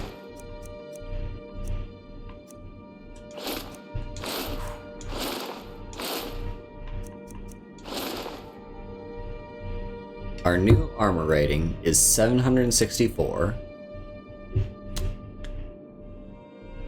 And we look pretty badass. Hang on, can I see my face a little bit better? Yeah. Yeah, I like this. I like this a lot. We got our upgrade. Now we need to just dump all of the armor that we got. I'll be back, Falk. Don't worry. I'll be back to sort out the Queen Patema problem.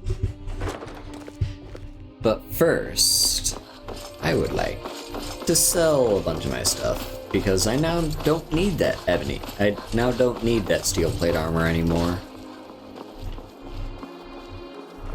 Look at our new gear. And yeah, I'm not really sure how I feel about the gauntlets. They just feel kind of extra, so unless they actually do a stat increase, and they don't seem to have anything on them that say they do, I'm just gonna have to live with the fact that they're kind of ugly. But yeah. Let's sell our stuff to what's-his-face? I should know your name. What's your name? Biren. Seems. Take a look. Okay. Can you even afford the stuff I had to sell? You can, just barely. Return anytime you need arms or armor. My forge never rests. Well, now that we're now fully upgraded and ready to take on whatever else the world has to throw at me, you know what would be a great way to celebrate? Let's rescue Solitude from Queen Potema. Because I thought I stopped the summoners from summoning her in that cave that one time, but I guess the ritual did bring her into the world, and she's now going to try and bring herself into the world too, so I think we need to do something about that. But now that we're upgraded, we shouldn't have a problem with that.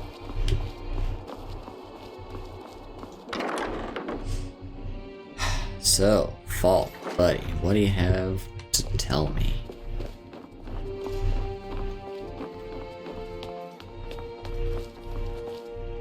The courier must have found you. You sent me a message about Wolfskull Cave? Yes, old friend. I'm afraid it's not good news. When you broke up the binding, Potema escaped. We've encountered some of her minions. Steer says she's still in spirit form, or we'd all be dead already. You've already done us a service in stopping the binding. But I need you to go talk to him, to see if Steer can tell us what to do next. Who is Steer? He's Solitude's priest of Archay. He's the one who figured out Potema was still around. He'll help as much as he can. And why me? I'm not really sure. Steer thinks you have some sort of link to Potema. I trust his judgment on this. As a priest of Archay, he's had to deal with necromancy before. Nothing as dangerous as Potema, though. Just be honest and say it's because I'm the protagonist. I'll talk to him, we'll figure something out. I wish you well, friend. Be careful. Also... Speak to Steer. He can help. Okay, first of all, Elisa seems to rely on you. She still mourns greatly for her husband, High King Torrig. So she leaves many of the courtly details to me.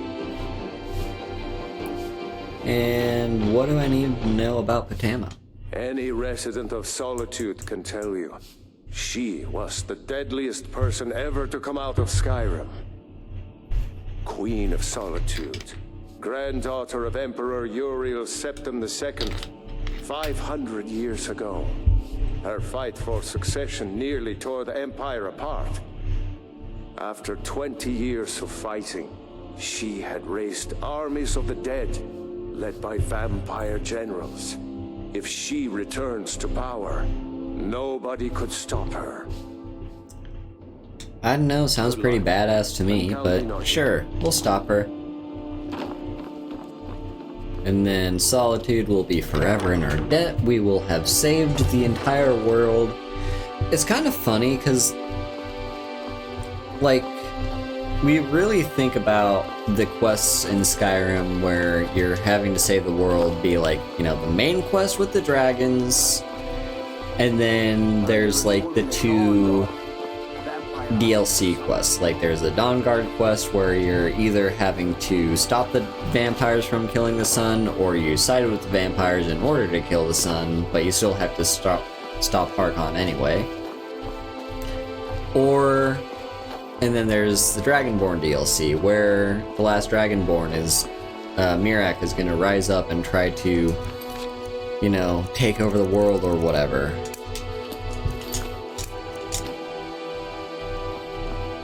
And like, those are the 3 main things that we think about with, trying to save the world. But that is pretty funny, Hellhounds. Yeah, but the thing is, right? There's a few other quests where you also are kind of saving the world, like with this one. If Queen Potama rises up again, we're kind of doomed. The world is gonna fall to an undead army.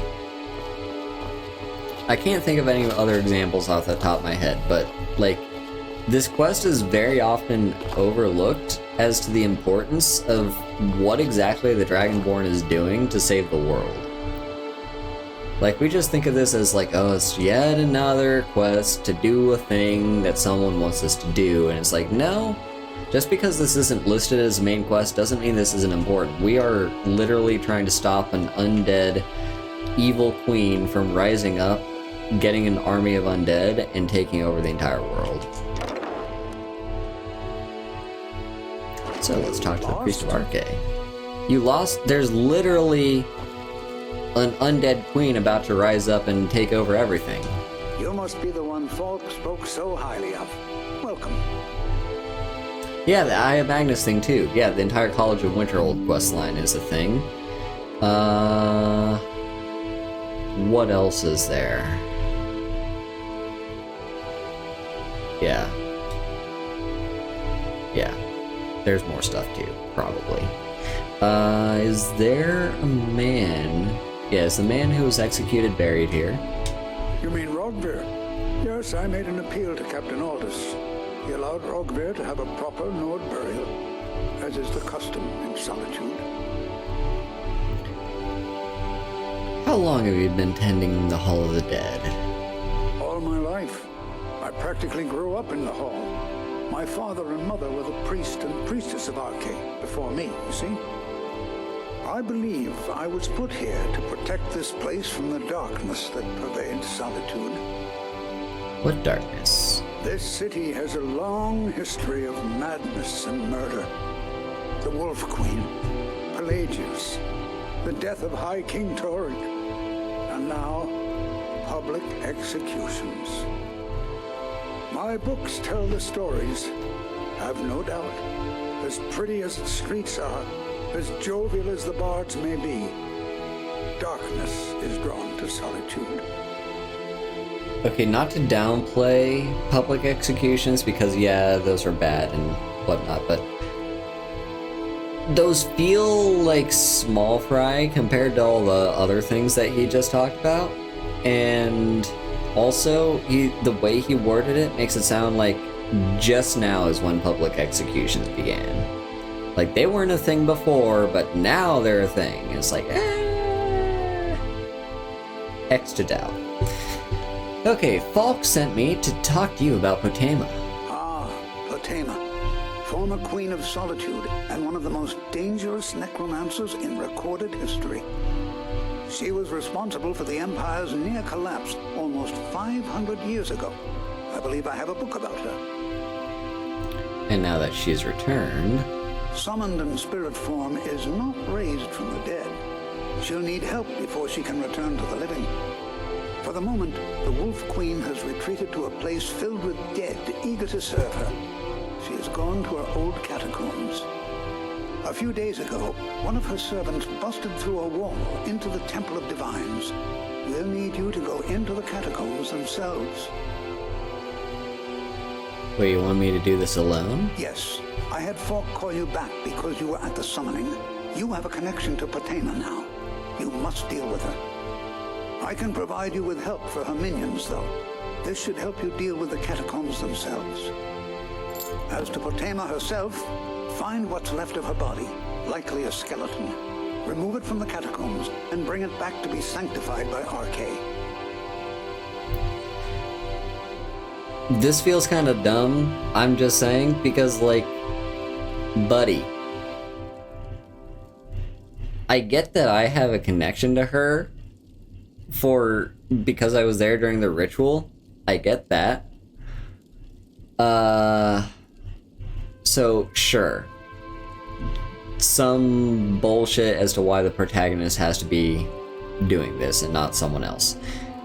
But why do I have to go in alone? Like, sure, I get to take my companion with me, but I'm just saying, if the entire fate of the world rests on dealing with Queen Potema right now and nipping the problem in the bud, couldn't you spare, like, I don't know, a couple city guards to help with this too? Like, I get why I have to be there, but why can't anyone else? Yeah, that's also true. Why can't the priest come with me to sanctify the body? Like, just hang out behind me so you don't get killed by the undead. Easy. That's all you had to do. Anyway, you had more You know dialogue. what needs to be done. Is there something more you need? What do I need to know about her? A curious figure. Unrepentantly evil and nasty, of course, but also astonishingly brilliant, and obviously quite a necromancer at her end. She was always so close to being Empress, but despite her machinations, it was never to be hers. Ironically, if she were alive today, she'd be the only living member of the Septim bloodline. By all rights, she would now be Empress. May the light of truth keep the darkness. What year was Queen Potema a thing? I'm not sure. But yeah. We're about to stop the Queen of Darkness from taking over the world. And I think we're good to go. I don't think there's anything we need to really worry about, so let's just head in, I guess.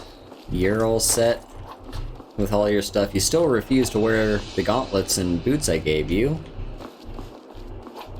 But you do you, I guess. Maybe what Eric is doing is he's playing the Oblivion playstyle, where you always want to have at least one piece of light or heavy armor, because that way you can level up both skills at once. Maybe that's what he's doing. Ah, that's very neat, Hellhound. 68 divines upon you. How may I help? Isn't there some, like, undead invading or something? You look troubled. Have you come seeking guidance? The strong and honorable always carry the blessing of the Eighth. Is she not concerned about the catacombs having undead in them? I'm not sure. Although, while we're here, we might as well pick up a new blessing, because we don't really need the blessing of Julianos for this. And Zenithar. So who would be good? Stendar could get us blocking. RK could get us health, I believe. Kinreth is stamina. Debella is speechcraft? Akatosh. What does Akatosh do? I actually can't remember what Akatosh does. Julianos would be Magicka, and Mara would be Restoration. Actually, we can probably tell just by looking at this. Ah, Magic Regen. Okay. Well, I mean, you can hardly overlook Fortify Health. It's pretty straightforward. So, I'm gonna drop a save here. and use the restroom, and then I will be right back for us to continue on with our quest to save Solitude from Queen Potema. So I'm just gonna run a little ad. I'll be right back.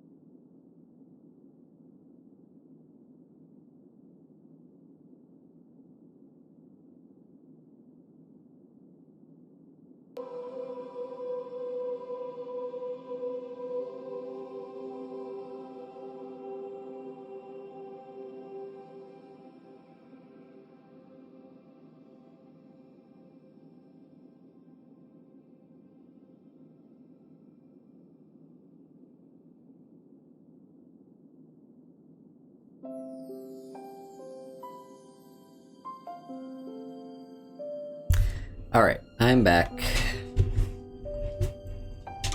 Don't get too far ahead. So let's drop our save and head in. And hearing the prayers of the faithful and answering the questions of the dedicated. Where do I go? It's so hard to see. I need a light. Let's cast some candlelight. Many are starving. There we go. God, your temple is so dark and impossible to see anything. Here we go. What more could we do? There's a door. And I appreciate it dearly. And here's the door that requires a key. This is the one that we want. Kinareth has blessed you with tremendous compassion, Silana. You will find a way, I'm sure of it. Oh, I do want to chat about a little something. Carefully, please. Excuse you, I'm gonna save the world. I do want to chat a little something, because as we're here in the Temple of the Divines, I do want to point out a little something that's interesting, and I think this is something that I learned from... I think it was the Unofficial Lore podcast. Yeah. There's an Unofficial Lore podcast that I was listening to. And in that podcast, in one of the episodes, there was, they were talking about a person, I can't remember what her name, Alessia. Yeah, Alessia, the person who basically created... You've arrived at last. The heroine who prevented me from being bound returns to my fold. I have much to thank you for, little one. When you die, I will raise you, and you can take your place by my side. Yeah, so the thing is with Alessia, she was the one that, you know, united she, like, helped create the current Pantheon. Who, you know, the Imperial Pantheon. So, kind of what that means is, well, frankly, if you think of the Empire, like the Cyrodiilic Empire, the way they went about religion is kind of a very similar way that the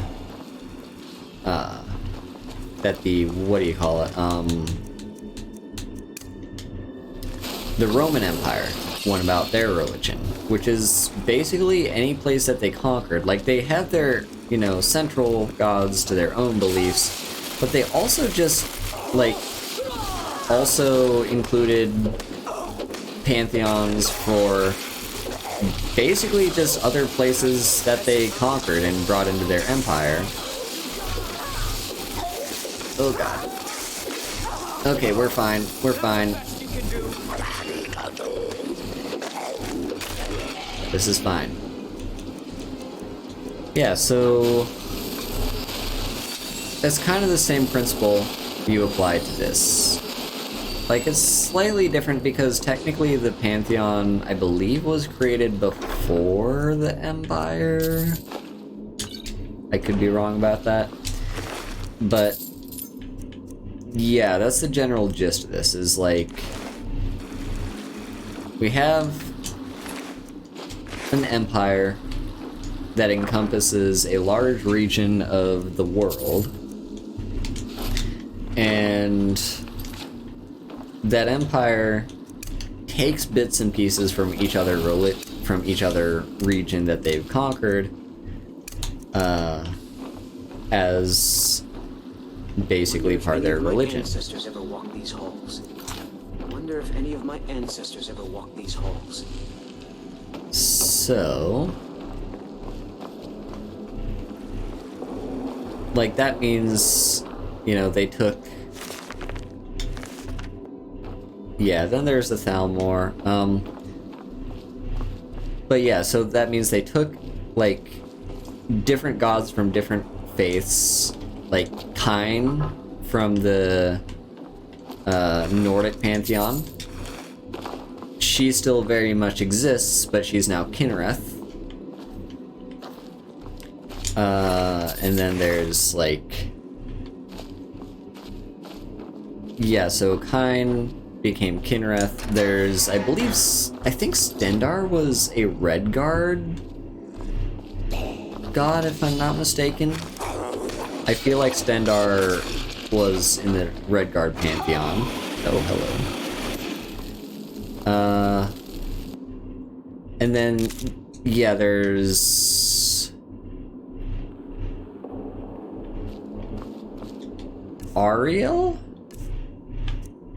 I think Ariel is... I'm pretty sure someone is Ariel. I could be wrong about that. But, like, yeah, each of the gods is kind of, like, taken bits and pieces, warped for the purposes of the Empire, but in a kind of way that part of what it's to do is to unify people. You know, like, if one group worships one god and another group worships the other god, to get them to work together, you can basically just tell them, hey, would you look at that? These gods are actually part of the same pantheon, and they're friends. So we should also be friends. And that's kind of the purpose that the pantheons serve. What it also does is... yeah, so it, like, it unifies people. Akatosh, that's what it is. Yeah. So, yeah, there's yeah, like I said, there's just all those different kinds of stuff. One little piece of interesting bit, though, however, is it does also really change. It also changes up the hierarchy of those gods. Like, because one example would be Kine from the Nordic pantheon. She is supposed to be kind of the head of the Nordic pantheon. Kine is like, you know, Zeus, if you think of it that way. Or Odin would maybe be a better way of looking at it. But when the pantheon was created, oh, would you look at that, we got a level up. But when the pantheon was created, the Cyrodiilic pantheon, she gets demoted as no longer the head god. Now the head god is Akatosh.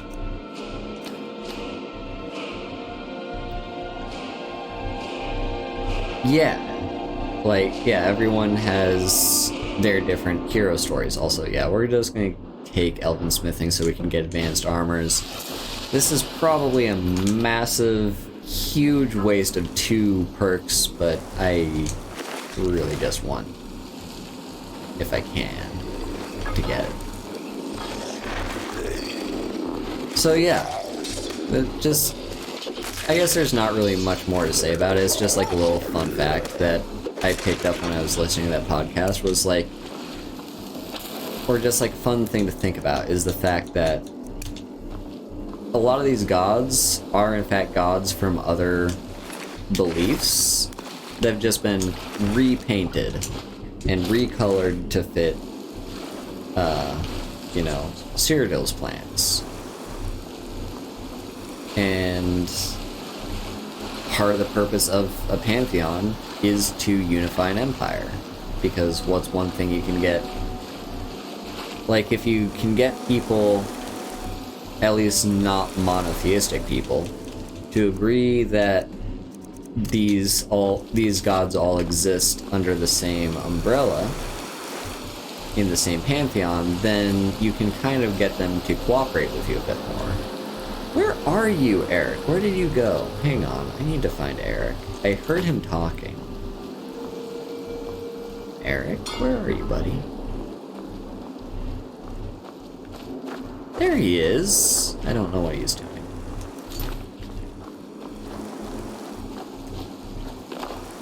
So yeah, just a little fun thing to think about. I get slapped in the face with a spike trap, that's fine. Look at how much health and armor I have. I'll be fine if I get slapped in the face with a spike trap.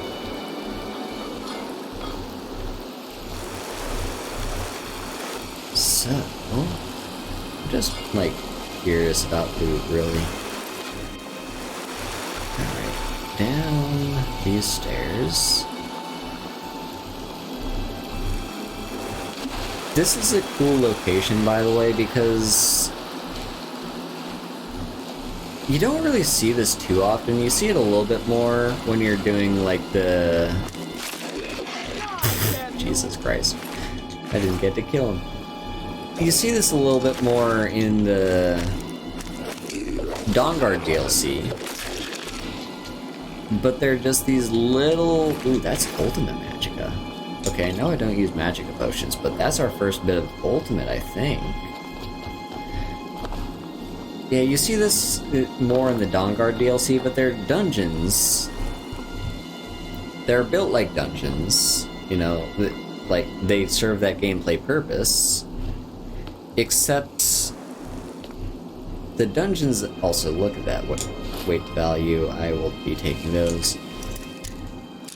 They're built in a place that's inhabited. So what I'm thinking of with like the Dawnguard DLC is like there's a dungeon that is like the entire back end of Castle Volkihar that's like, you know, this place where people live, and just right behind, like right beneath them is an entire dungeon. And then also, hang on, just a little mini nitpick. What the fuck is the point of this? Like, even the claws with their passcodes on the claw themselves make slightly more sense than this. Like, this makes very slightly more sense than this little thing. It didn't need to be like this. You could have just had a lever that opens a door. All you did was made me wait like several more seconds than I would have had to wait if this didn't just open the door.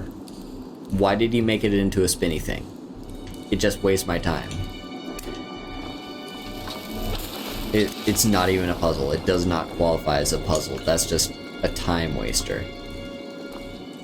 Yeah, like there's several dungeons that are very unique in that they're kind of dungeons that are built into inhabited places, you know, like dungeons that are parts of cities. We are right now in the catacombs beneath Solitude. Like, walking above us are people going about their daily lives. I mean, it's 9 p.m., so, you know, like the shopkeepers are closing their stores, and they're probably all heading off to the tavern for like a drink after work, and some people are probably, you know, going to bed. Actually, what's her name? It's not Sibyl, it's like the Court Wizard of Solitude. She's now waking up because she's a vampire and she's about to go about her duties in the Blue Palace. And we are beneath all of them. Saints and Sinners. What's that one? I'm not familiar with that quest.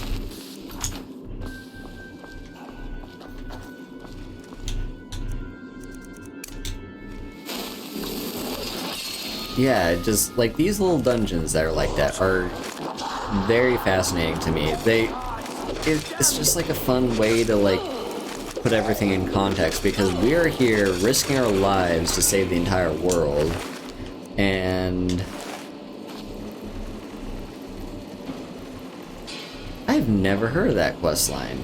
Is it from the Anniversary Edition? Because I've never heard that.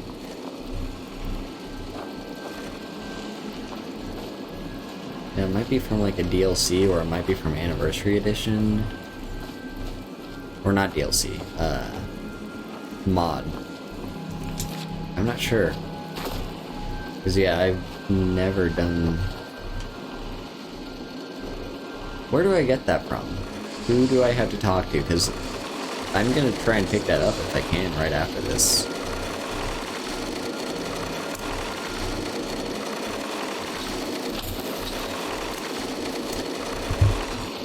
Market thingy. Like...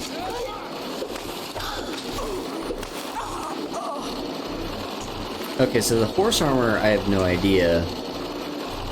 I haven't talked to anyone yet about horse armor. I thought that was added with the Anniversary Edition. And if it's something that I have to get from having my speechcraft high enough to where I can get the perk to invest money into shops, then that's another reason why I've never seen the quest, because I never... Like, speechcraft is such a useless skill. Or not that it's useless, but it's just very tedious to try and get it to level 100.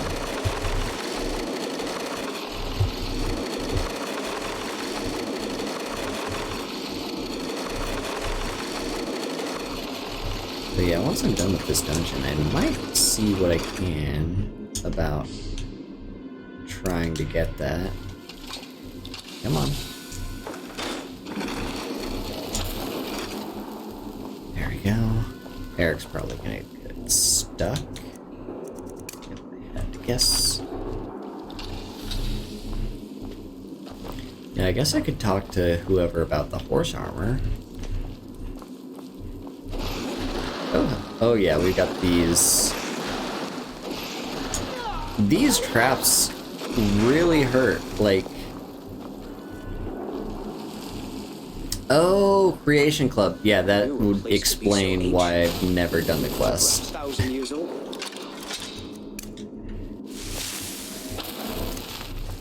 But it might be in the game now because I'm playing Anniversary Edition, and Anniversary Edition does have the horse armor stuff. I've ignored it because I don't have a horse yet, but that could be something to look into for me, potentially.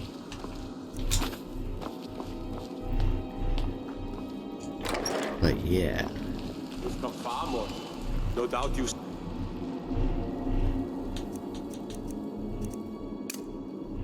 Seek to enter Potema's sanctuary.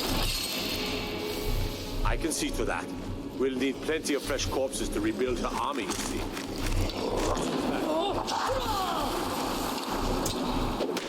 You got a Draugr Death Lord. Oh! Eric! Just smashed his face in, and this Draugr Death Lord is running for his life.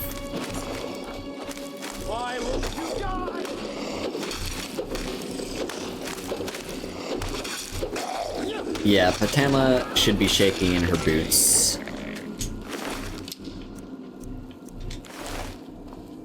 Very much she should be shaking in her boots. But yeah, no, those little soul gem traps are the most devastating traps in the entire game. Like, I don't care about a wall of spikes. Sure, they kind of hurt occasionally, but towards the late game, they're like nothing to worry about really. And same with like, you know, the spikes that come out of walls and the all the different things. They hurt, but they're like, whatever. But the soul gems that shoot like fireballs and ice spikes at you, those fucking hurt. I don't care where you are in the game. Even if you're late game, they're just so painful. Is there anything down here? Huh.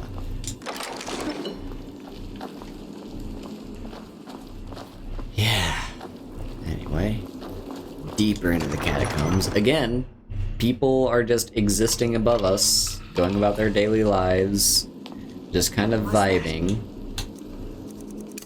Probably about to head to bed. Yeah, it's 11 p.m., so many people are going to sleep now. And we're just down below, saving the world.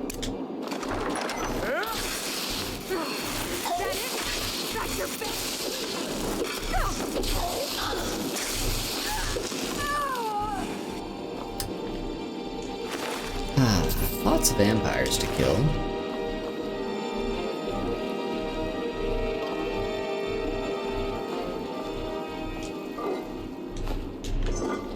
You know, it's kind of interesting, like, all these vampires are on the side of Potema too. And yes, they're undead, but, like, the way the vampires work in this game is, like, you don't have to kill someone to turn them into a vampire, so why isn't that an option? Like, if Potema wants me on her side by turning me into an undead, she doesn't have to just kill me and resurrect me. She could just, like, have one of the vampires bite me. It won't work, because I'm a werewolf, and I'm resistant to those kinds of things right now, but I'm just saying, she's not even trying that. And I know for a fact she wouldn't even attempt it if I wasn't a werewolf either. I really should be turning into a werewolf more. The problem is, I'd be underpowered in werewolf form. Like, there's a lot of good stuff with werewolves. Like, you can use the power attacks to make people, like, fly across. Not much further. Come with me. Serve me in death.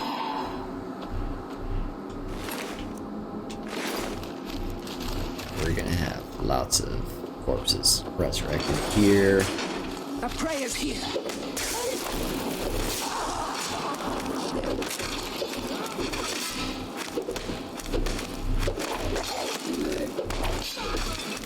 Yeah, this is a fun little room. You don't really see this kind of thing pop up very often in the game.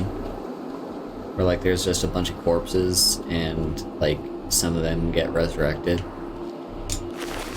The thing is, Draugr usually have gold on them, which means I want to loot all the bodies, but there's a lot of bodies to loot, and this gets very tedious. I saw resist gold potion. I never use those things, but they're always nice to have. More Draugr. And Draugr. Glass armor. I mean, look at that weight to value.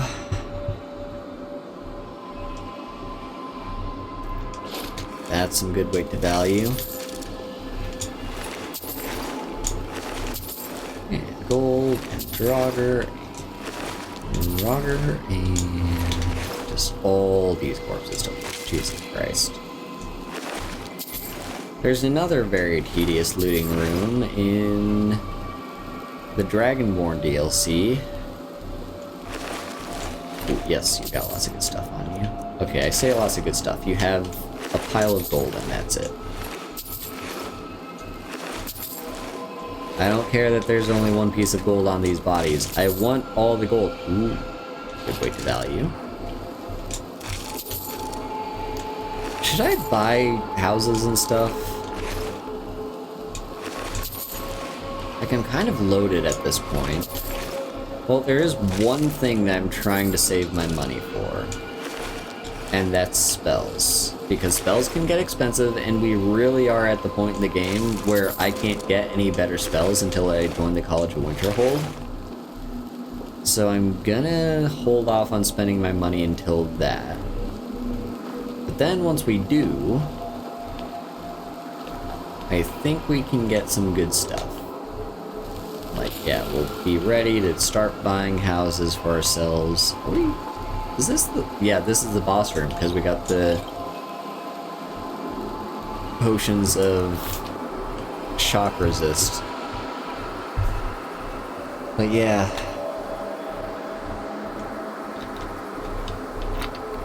Let me just check Discord real quick. Someone messaged me something.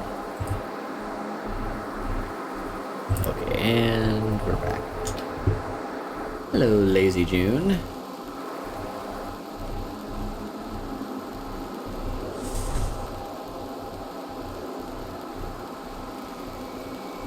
Haru John? I don't know what John means, but hello. You've come far, but can you stand against my inner council? Let's see. I'm doing pretty good. Okay, I forgot this boss fight really fucking sucks because she's constantly shooting lightning at you. And I'm really good at taking physical damage, but I'm not really very well built against magical damage.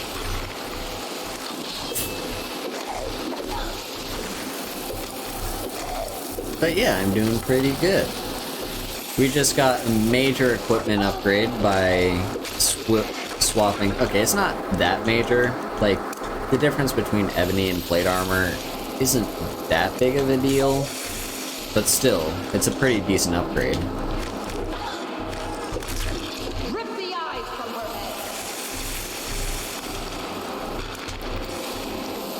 head. And yeah, we just got this boss fight. We're gonna stop Queen Patema from trying to take over the world by fighting her undead army. God, no one can stand up to me at all. And then there's a scourge down here.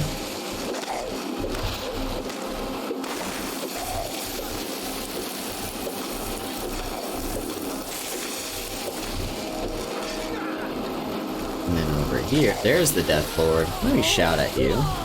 I know you're frost resistant, but still.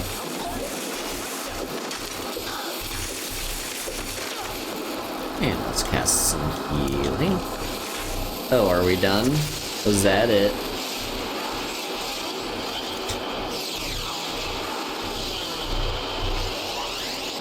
She really was a pushover. Not really. Like, this is actually a very tough boss fight, especially if you're doing it at a lower level. But because we are so well equipped right now, that wasn't too difficult. The difficult part is going to be finding all the corpses to loot. Just want to make sure I'm not missing anything. Alright, we got some glass arrows, and there's an ebony battle axe.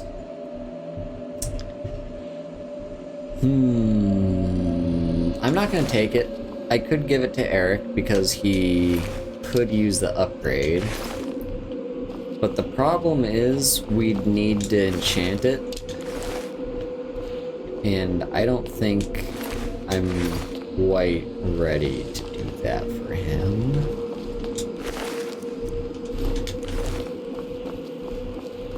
Maybe I should be more willing to. His Grand Soul Gems are pretty plentiful, other than them being expensive. So, yeah, it's not that big a deal. Oh! Hello, Patama. Hello? Adorable.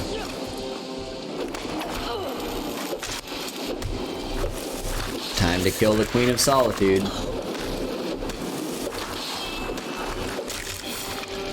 And down she goes.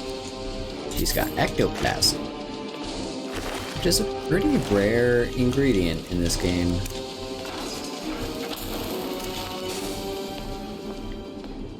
Okay, is that everyone looted? Seems like it. Yeah. No, they just don't have all that much good stuff on them. Sad. Ah well, time to take her remains and sanctify them. Just want to make sure I'm not missing any bit of loot. And there's her skull.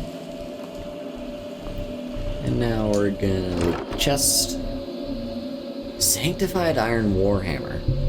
It's fucking terrible and has the worst weight to value imaginable. But I just want to make sure I have the enchantment. And the skill book, I've already read it. Glass gauntlets. Buddy. Good day, friend. Would you like some glass gauntlets? Because you refuse to wear the elven gauntlets I gave you. Would you want the glass gauntlets? Would that make you happy? Oh, he wears the glass gauntlets just fine. He just doesn't care for the iron gauntlets. The elven gauntlets. Bit picky. Maybe it's because he's racist. Yeah, Eric's probably racist. He is a Nord after all. He doesn't want to wear that elven stuff, even if it might be better for him. But anyway,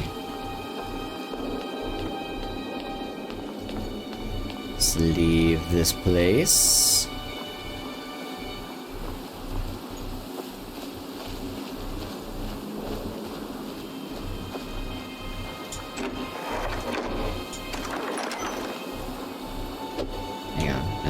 Candlelight. I guess we can put away our weapon too. Oh, we're still not done with stuff yet. Gotta kill you as well.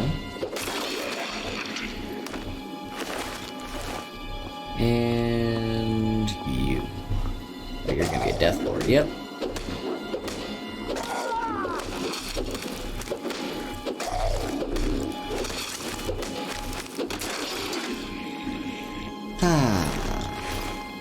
You did not stand a chance.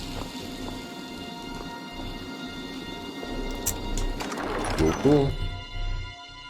Time to leave.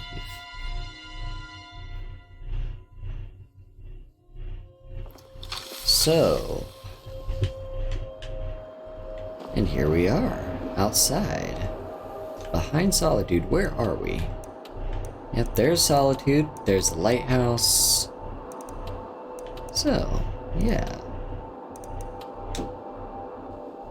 Nice. What's in the chest, by the way? Some glass arrows. I'll take all those. That battle exit's kind of stuck in the wall. Ah, yeah, there's the ship. Alright. Oh, that's the world saved. We saved everyone from being taken over by the undead army. Now, what's my reward apart from becoming Thane of Solitude? Or I think it's being allowed to become Thane of Solitude. I still think we need to assist a certain number of people first. I can't remember if we need to do the Bard... I don't think you need to do the Bard's College quest first. Nope. There's Eric.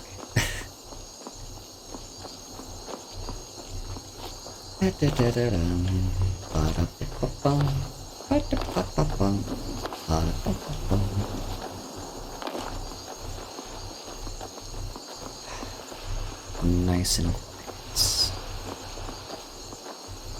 The night in this game is very tranquil. Usually it's tranquil. Sometimes you get attacked by like dragons and stuff, but it's just, yeah, you know, people going to bed at night. It's, yeah, like 2:30 in the morning.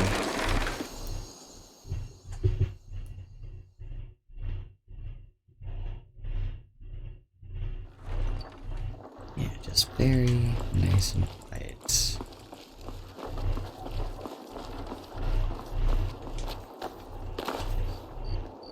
Now, what else have we got? Well, I guess we might as well return the remains right away.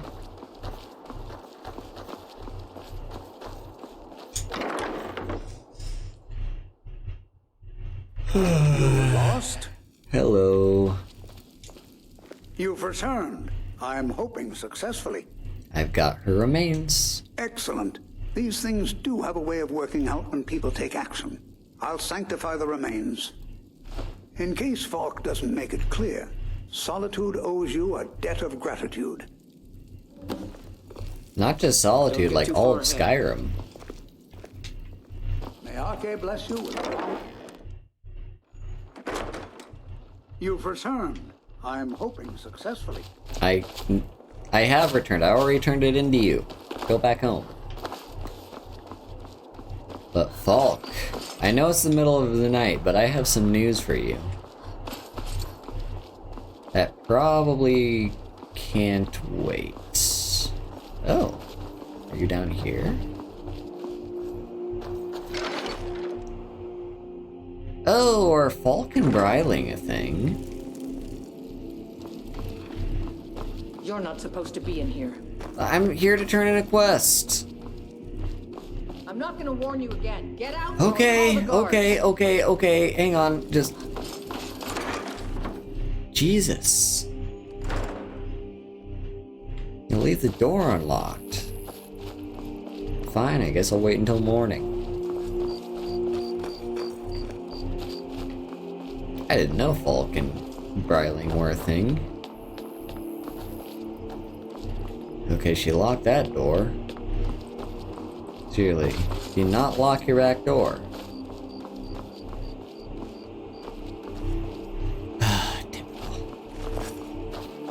Like, if I was a thief, I could just go in there. Ah, well. Let's wait until morning, I guess.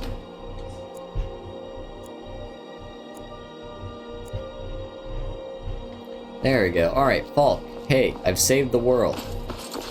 Give me lots of money. And possibly the ability to be Thane.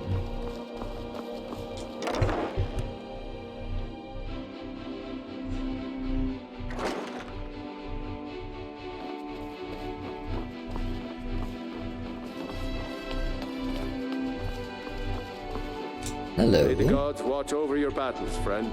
I've taken care of... Hello. I want to take care of Potato. I did. Great thing today. It doesn't matter who you support in the war. Potema would have been a blight on the land for both sides. Without you, this would have been a disaster. I should have paid more heed to Varnius's warnings. I won't make that mistake again. Take this payment. The Jarl would thank you, but she very much wants to keep Potema's return quiet. Make no mistake, we consider you a protector of solitude. Yay! Steward, I have an idea that might help to bolster the morale of our people in this difficult time. I think we shall have a grand parade and let General Tullius march his troops from the Blue Palace to Castle Dower in all their finery. What a fine idea, my Jarl. However, I would suggest we wait until the war has ended. After all, the General needs his soldiers out in the field, fighting battles against the Stormcloaks. I must protest, my Jarl. A parade would make you an easy target for a Stormcloak assassin. You're safer here in the palace. Oh, very well. I can see there's no change in your stubborn Nord minds. But when this war is won, I will have my parade. Yes, my Jarl. Oh, would you look at that? She wants a parade. Nothing like a show of strength. So.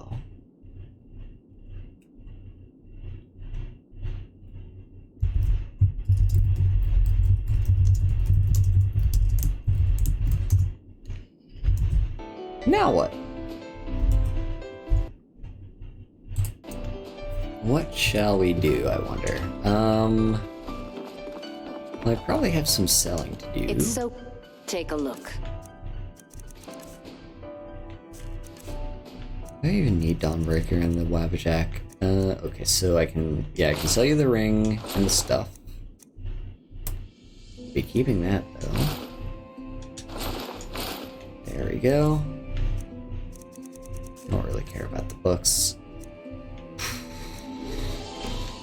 I'll hang on to these, Take I care guess. of yourself and always remember, the world is ripe with people. It's mostly the, what do you call them? The armor and stuff that I collected. Yeah, I want to sell the armor.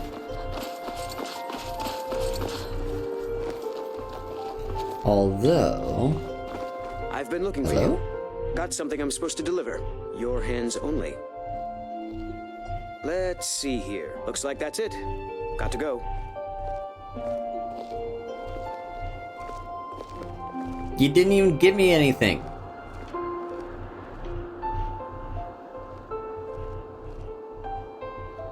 You seeing this? The dude didn't give me anything.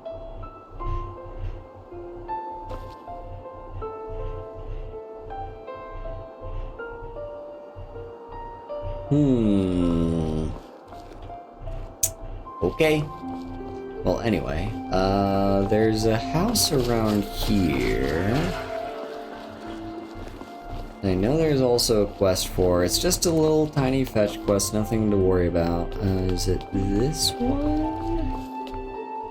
Advar's house, I believe. Because someone wants me to collect an amulet. Are you here to talk about my brother? Do you think his execution was justified? Who was your brother? Brogvir. He opened a gate and they executed him for it. He opened a gate and the wrong man rode out of it. If that man hadn't been Ulfric Stormcloak, if Ulfric hadn't killed High King Torrig, but it was Ulfric, and he did kill the High King in honorable combat. My brother refused to allow the Imperials to take revenge for the deed. So now he's dead.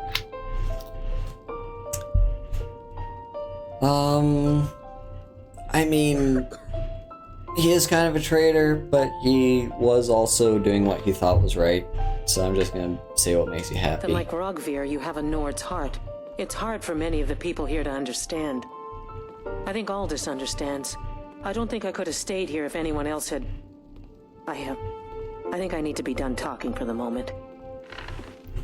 Hang on, who is it? Is it your daughter that I have to talk to? Svari? I don't want to talk.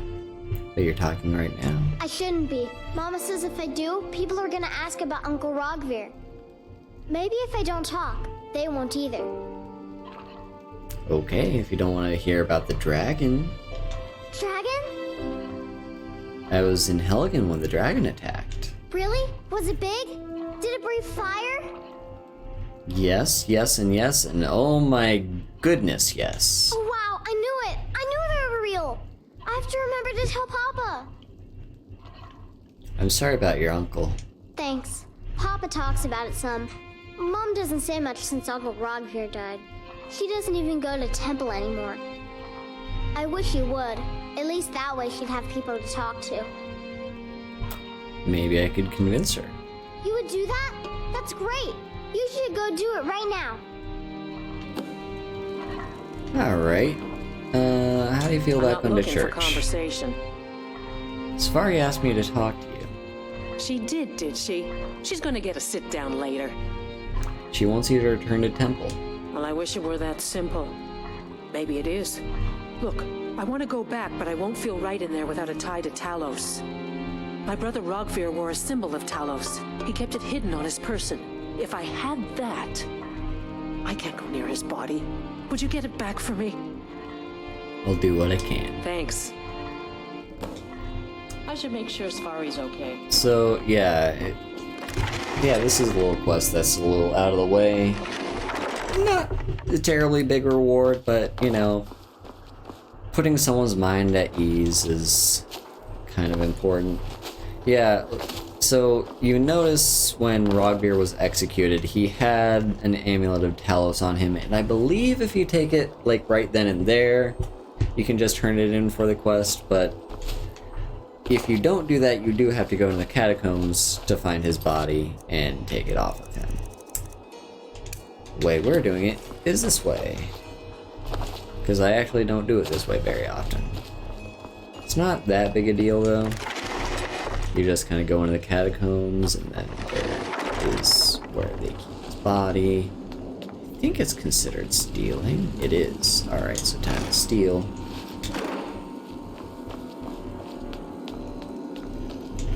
And out we go. I don't remember how the catacombs work,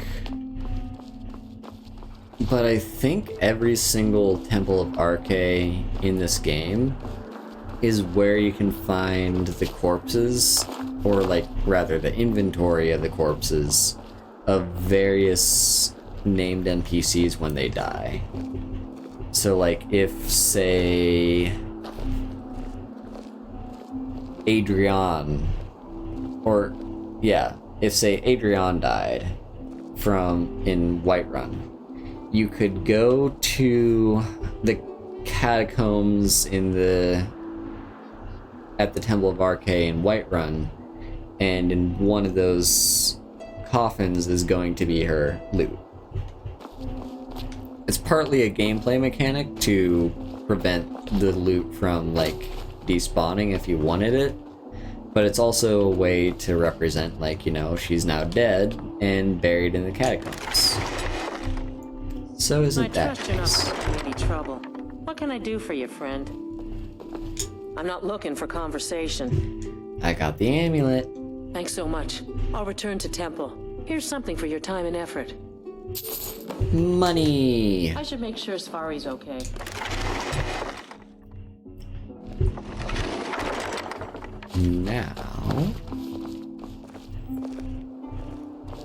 Now what? Well, I do kind of want to see. There's a courier. Nope, sorry, nothing. The courier who gave me nothing. I do want to see, though. Don't get too far ahead. Caught daily.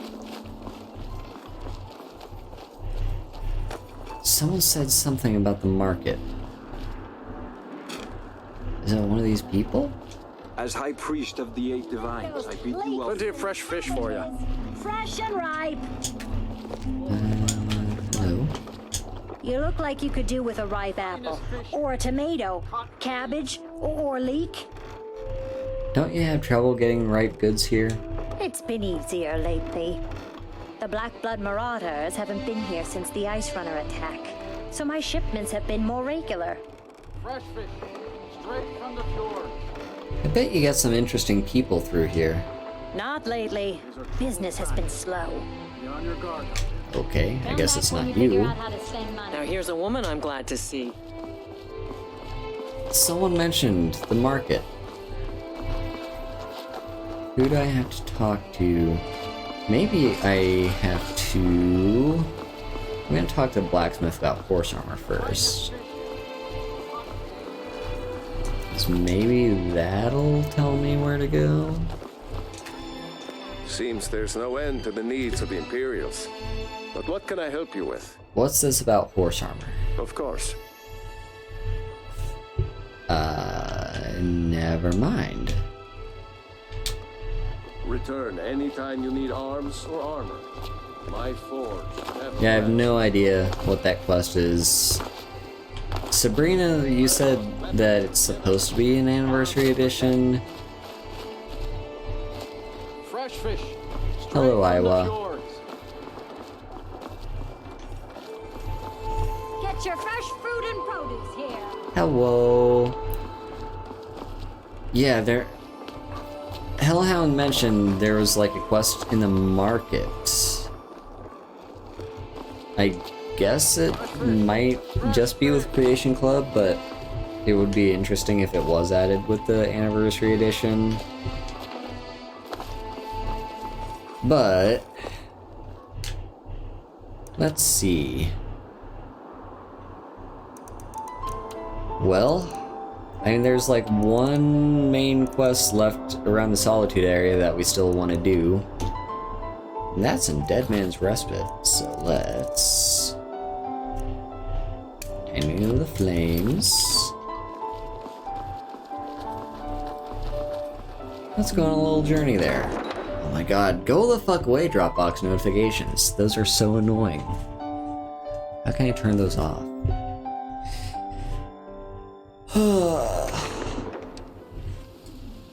But, yeah.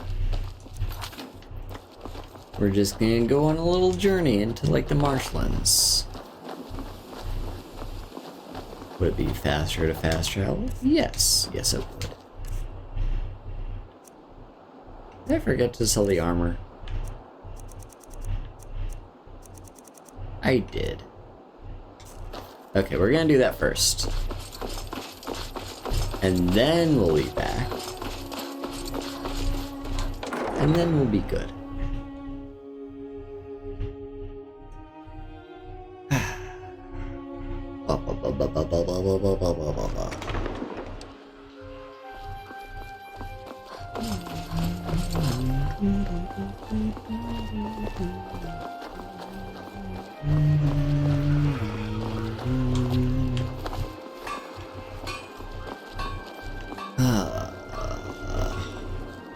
Also, I got lots of stuff laying down. Seems there's no looking to protect yourself or oh, you don't have any money. Return anytime you need. Fine, I guess we'll just do this normally then.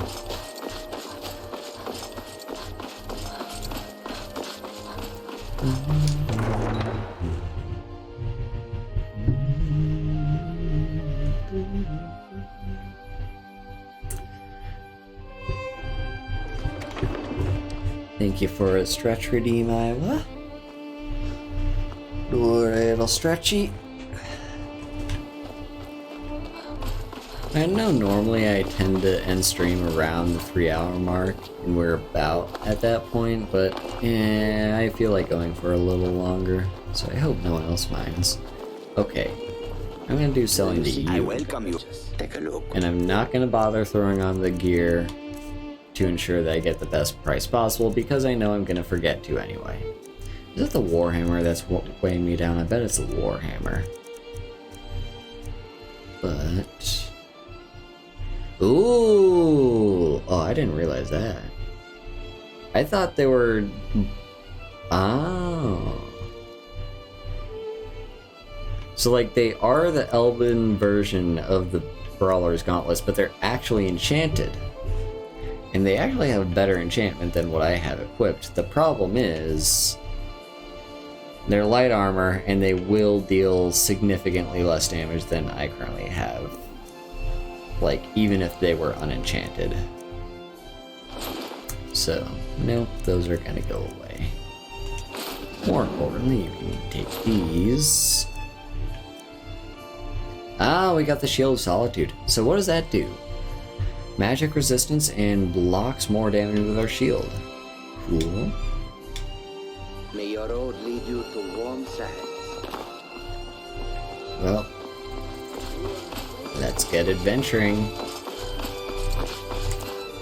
Now we got two ways we can do this. We can...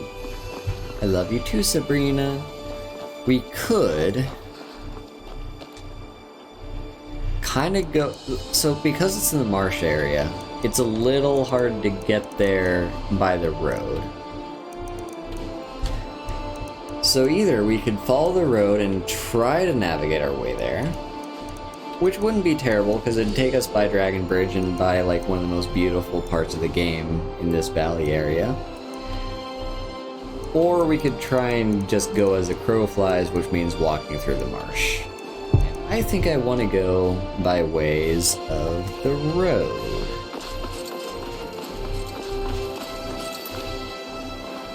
So that's what we shall do.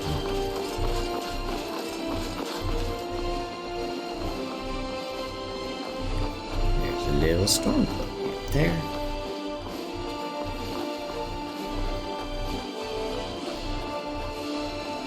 The music is quite adventurous.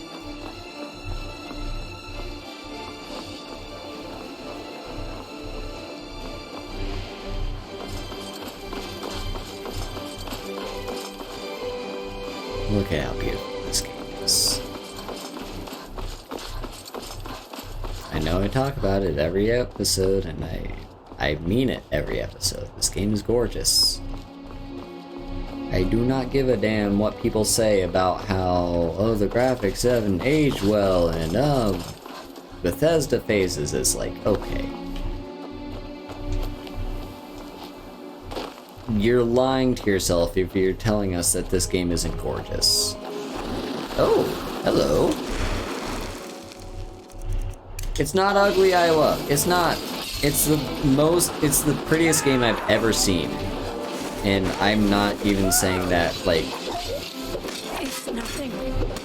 I'm not even just saying that because... like... just to one-up people that say it's not. I genuinely believe it. Like, this is why I play this game. Look at this. Look at that. Look at all this. That scenery. Tell me how many other games yet to see this. Nah. Nature's not ugly. I mean, that's fair. Like, the colors are a little bit duller in this game compared to Oblivion, that's a little bit, you know, more vibrant. But, this is the most beautiful game ever. I'm just saying. And we're about to walk through. Also, the colors get a lot better in this game when you get the god rays, like, you know, in the evening or the morning, when it's like the sun is shining through.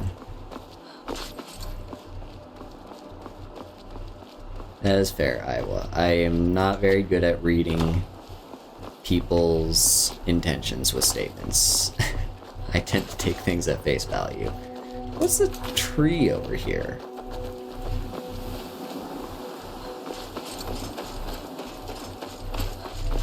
There's a little tree that's overlooking a thing.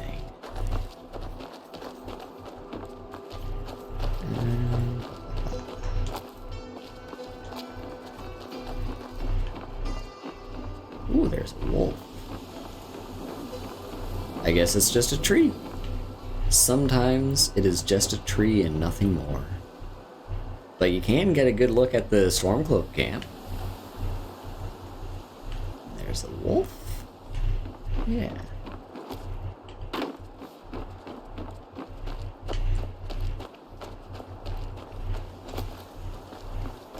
Oh right, is this the town that was added with the... I can't remember which it was. It is either... Okay, hang on. First, let's map out. Yeah, Frost River, I believe, was added with the cutting room floor. So,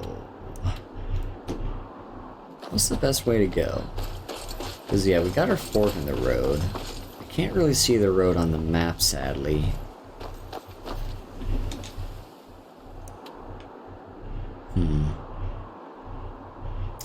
I'm gonna be honest. I might look for a mod that maps the roads onto the map. Because, like, as much as I don't like to alter the game too much from the base game, that would be a huge quality of life improvement for me if I could see where the roads lead. Because you get that in Oblivion. Oblivion tells you where the roads lead to. This game does not. You don't see any roads. You see rivers. I can tell you where the river leads. I cannot tell you where the road leads. So yeah, I think I'm gonna seek a mod. Like, you can vaguely see the road up here. That's it. So yeah, I'm gonna look for a mod that does that. But yeah, I want to know where this road's gonna lead. This road might lead this way, kind of like curving around the mountain and going to Morthal. There's the other road, and we've actually been on that road before, that goes by Robber's Gorge, and I don't think there's a fork there. However, it will take us closer to Dead Man's Respite, and I don't think Dead Man's Respite is going to be off the road anyway. So yeah, if I had to guess, yeah, that road leads us to Morthal. This road will lead us by Robber's Gorge, and we can take a small detour, and that will take us to Dead Man's Respite.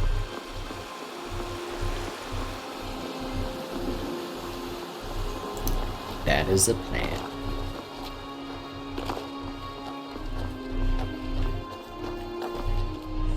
This road also leads to Morthal. And now we want to keep headed this way, and in the most beautiful part of Skyrim. I love this. Just the tranquil, wide open space of... See the jagged mountains of the Reach. Walking alongside a river. Behind us, you can see just kind of like the tip of Dragon Bridge. In front of us, the Highlands.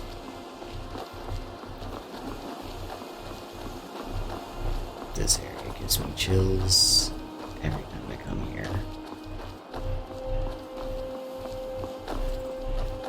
Got the river, being a very pretty river. Actually, it's a very ugly river. Like, the water in this game is the biggest complaint I have. Like, it looks fine now, but the waterfalls especially kind of really suck. Yeah. Anyway, here is Robber's Gorge.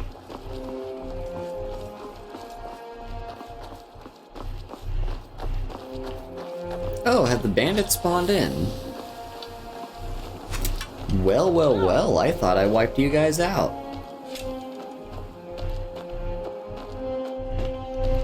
I mean, if you want your brains to be splattered all over my gauntlets, I won't... Oh, looks like Eric already took care of you. God damn. We may be a very powerful duo. Alright, let's loot your corpse.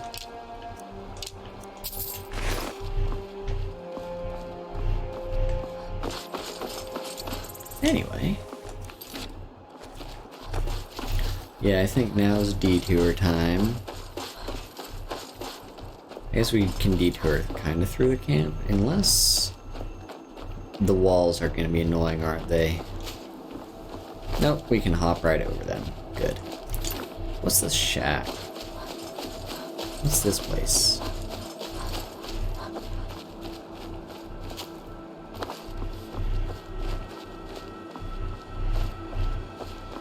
These are very interesting areas. Oh, we got a dragon. Hey, hello. Oh, you're just a basic.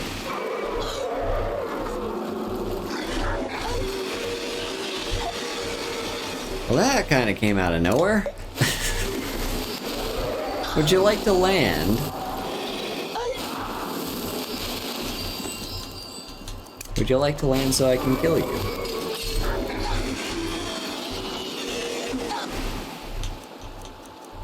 Or are you just gonna keep being annoying? He's just gonna be annoying. Fuck, I missed. I really need Dragon Rend. I need to be keeping up with the main story so I can get Dragon Rend.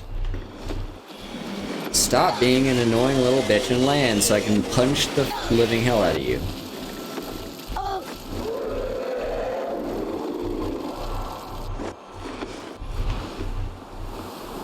There we go. Alright, time to kill. This is for interrupting my adventure.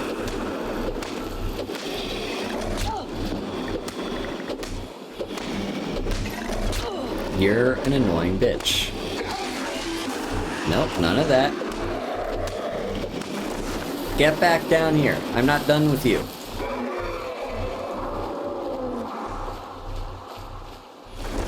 Also, the music has given up on trying to make this seem like an epic fight.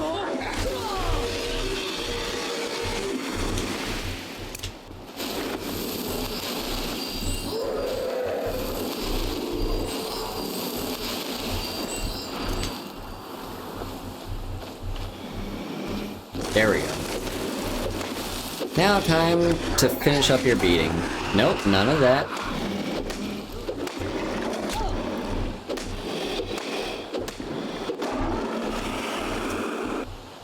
Now let me eat your soul.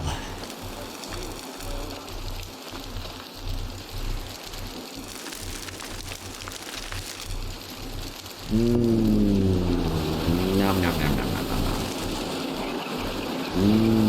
Delicious.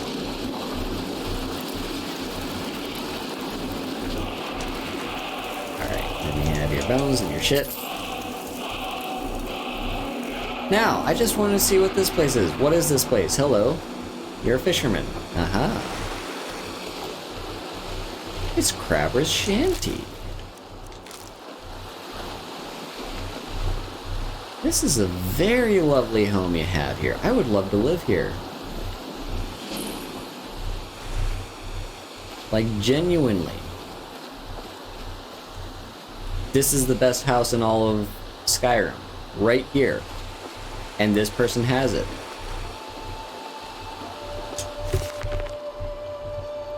Thank you for the hydrate, Isla.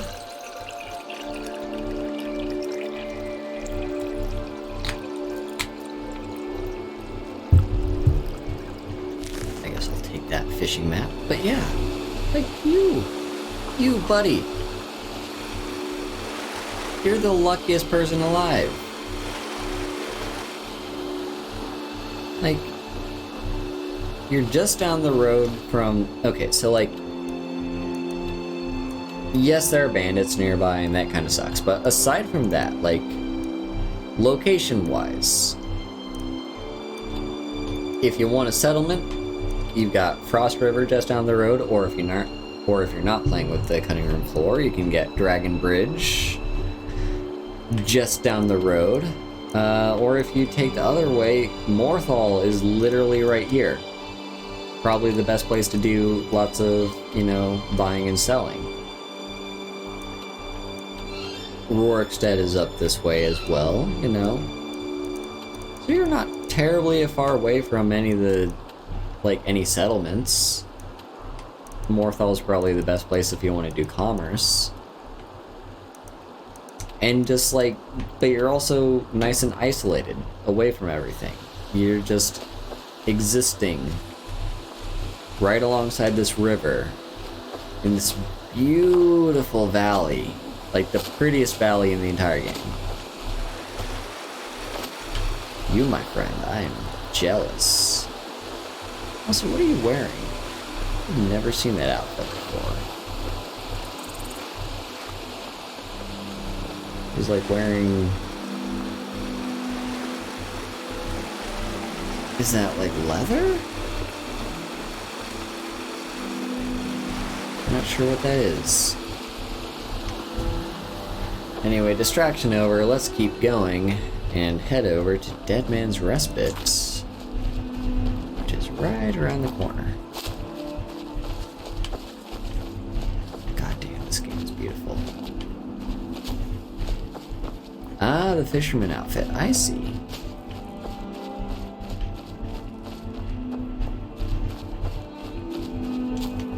Yeah, just up the hill, and here we have it. Okay, I guess there was technically a way to walk if I were more patient and just followed the river. But yeah, also, look at that. And a little like creek going down the mountainside. That's lovely. So, Dead Man's Respite. It's time to clear yet another tomb and collect for ourselves the thingy for us to do stuff. Look, one of the ancient... Are we back? Don't know what just happened there, but we should be back. So yeah, look at the pretty stuff. And you know what? I'm starting to feel a little hungry, so I think I'm gonna call the stream here. We'll continue into Dead Man's Respite next time. Now that we're literally right outside the door, it's impossible for me to get distracted. Like, I cannot get distracted at all. I have no other option but go into Dead Man's Respite. So that's the plan. I'm gonna stop the stream there, probably go and make myself an egg sandwich so I can have my lunch, and then, yeah. I am remembering today is Sunday, which means I am a little late to contacting whoever's next in line for being Vtuber of the Week, so, but hopefully I can get that updated soon. Tomorrow is Monday for me, Sunday for a lot of you, so as usual, schedule will be out, and yeah, if you want to support me, here are all my links in my card with several places where you can find me and support me, you know, like I'm on Twitter and stuff. If you would like to help me out financially, a sub on Twitch would be very much appreciated. If you want to hold off until September, which is a couple days away, that's also perfectly fine because you will get a discount on subs. And that will give you a bunch of my emotes. You can also leave a tip through Stream Elements, and yeah, those are like the two main ways you could financially support me if you're interested. Otherwise, yeah, just those are my links. You can follow me in a bunch of places. I've also got a Discord that you can join. Yeah.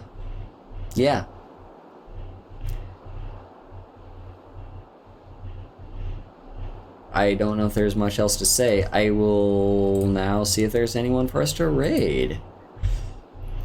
And I don't remember the 21st night of September. However, I do know that is my brother's birthday. No, why am I going to YouTube? I need to go to Twitch. Okay, who's streaming right now? Who would like a raid? I think we can raid Jules. Yep. Everyone knows my brother's birthday now. You can all know who I am. Rip me. Ah, well. Yeah, I'm really not all that concerned about telling people birthdays. Anyway, yeah. I think we're gonna raid Jewel. Right here in chat. I'm gonna give you my raid message, which you can copy and paste when we get there, and if you're subbed to me, you can have access to the heart emote. That said, let's send our love to Jewel. And yeah, thank y'all so much for coming, and I hope you had a great time. Hope to see you next time. Bye bye.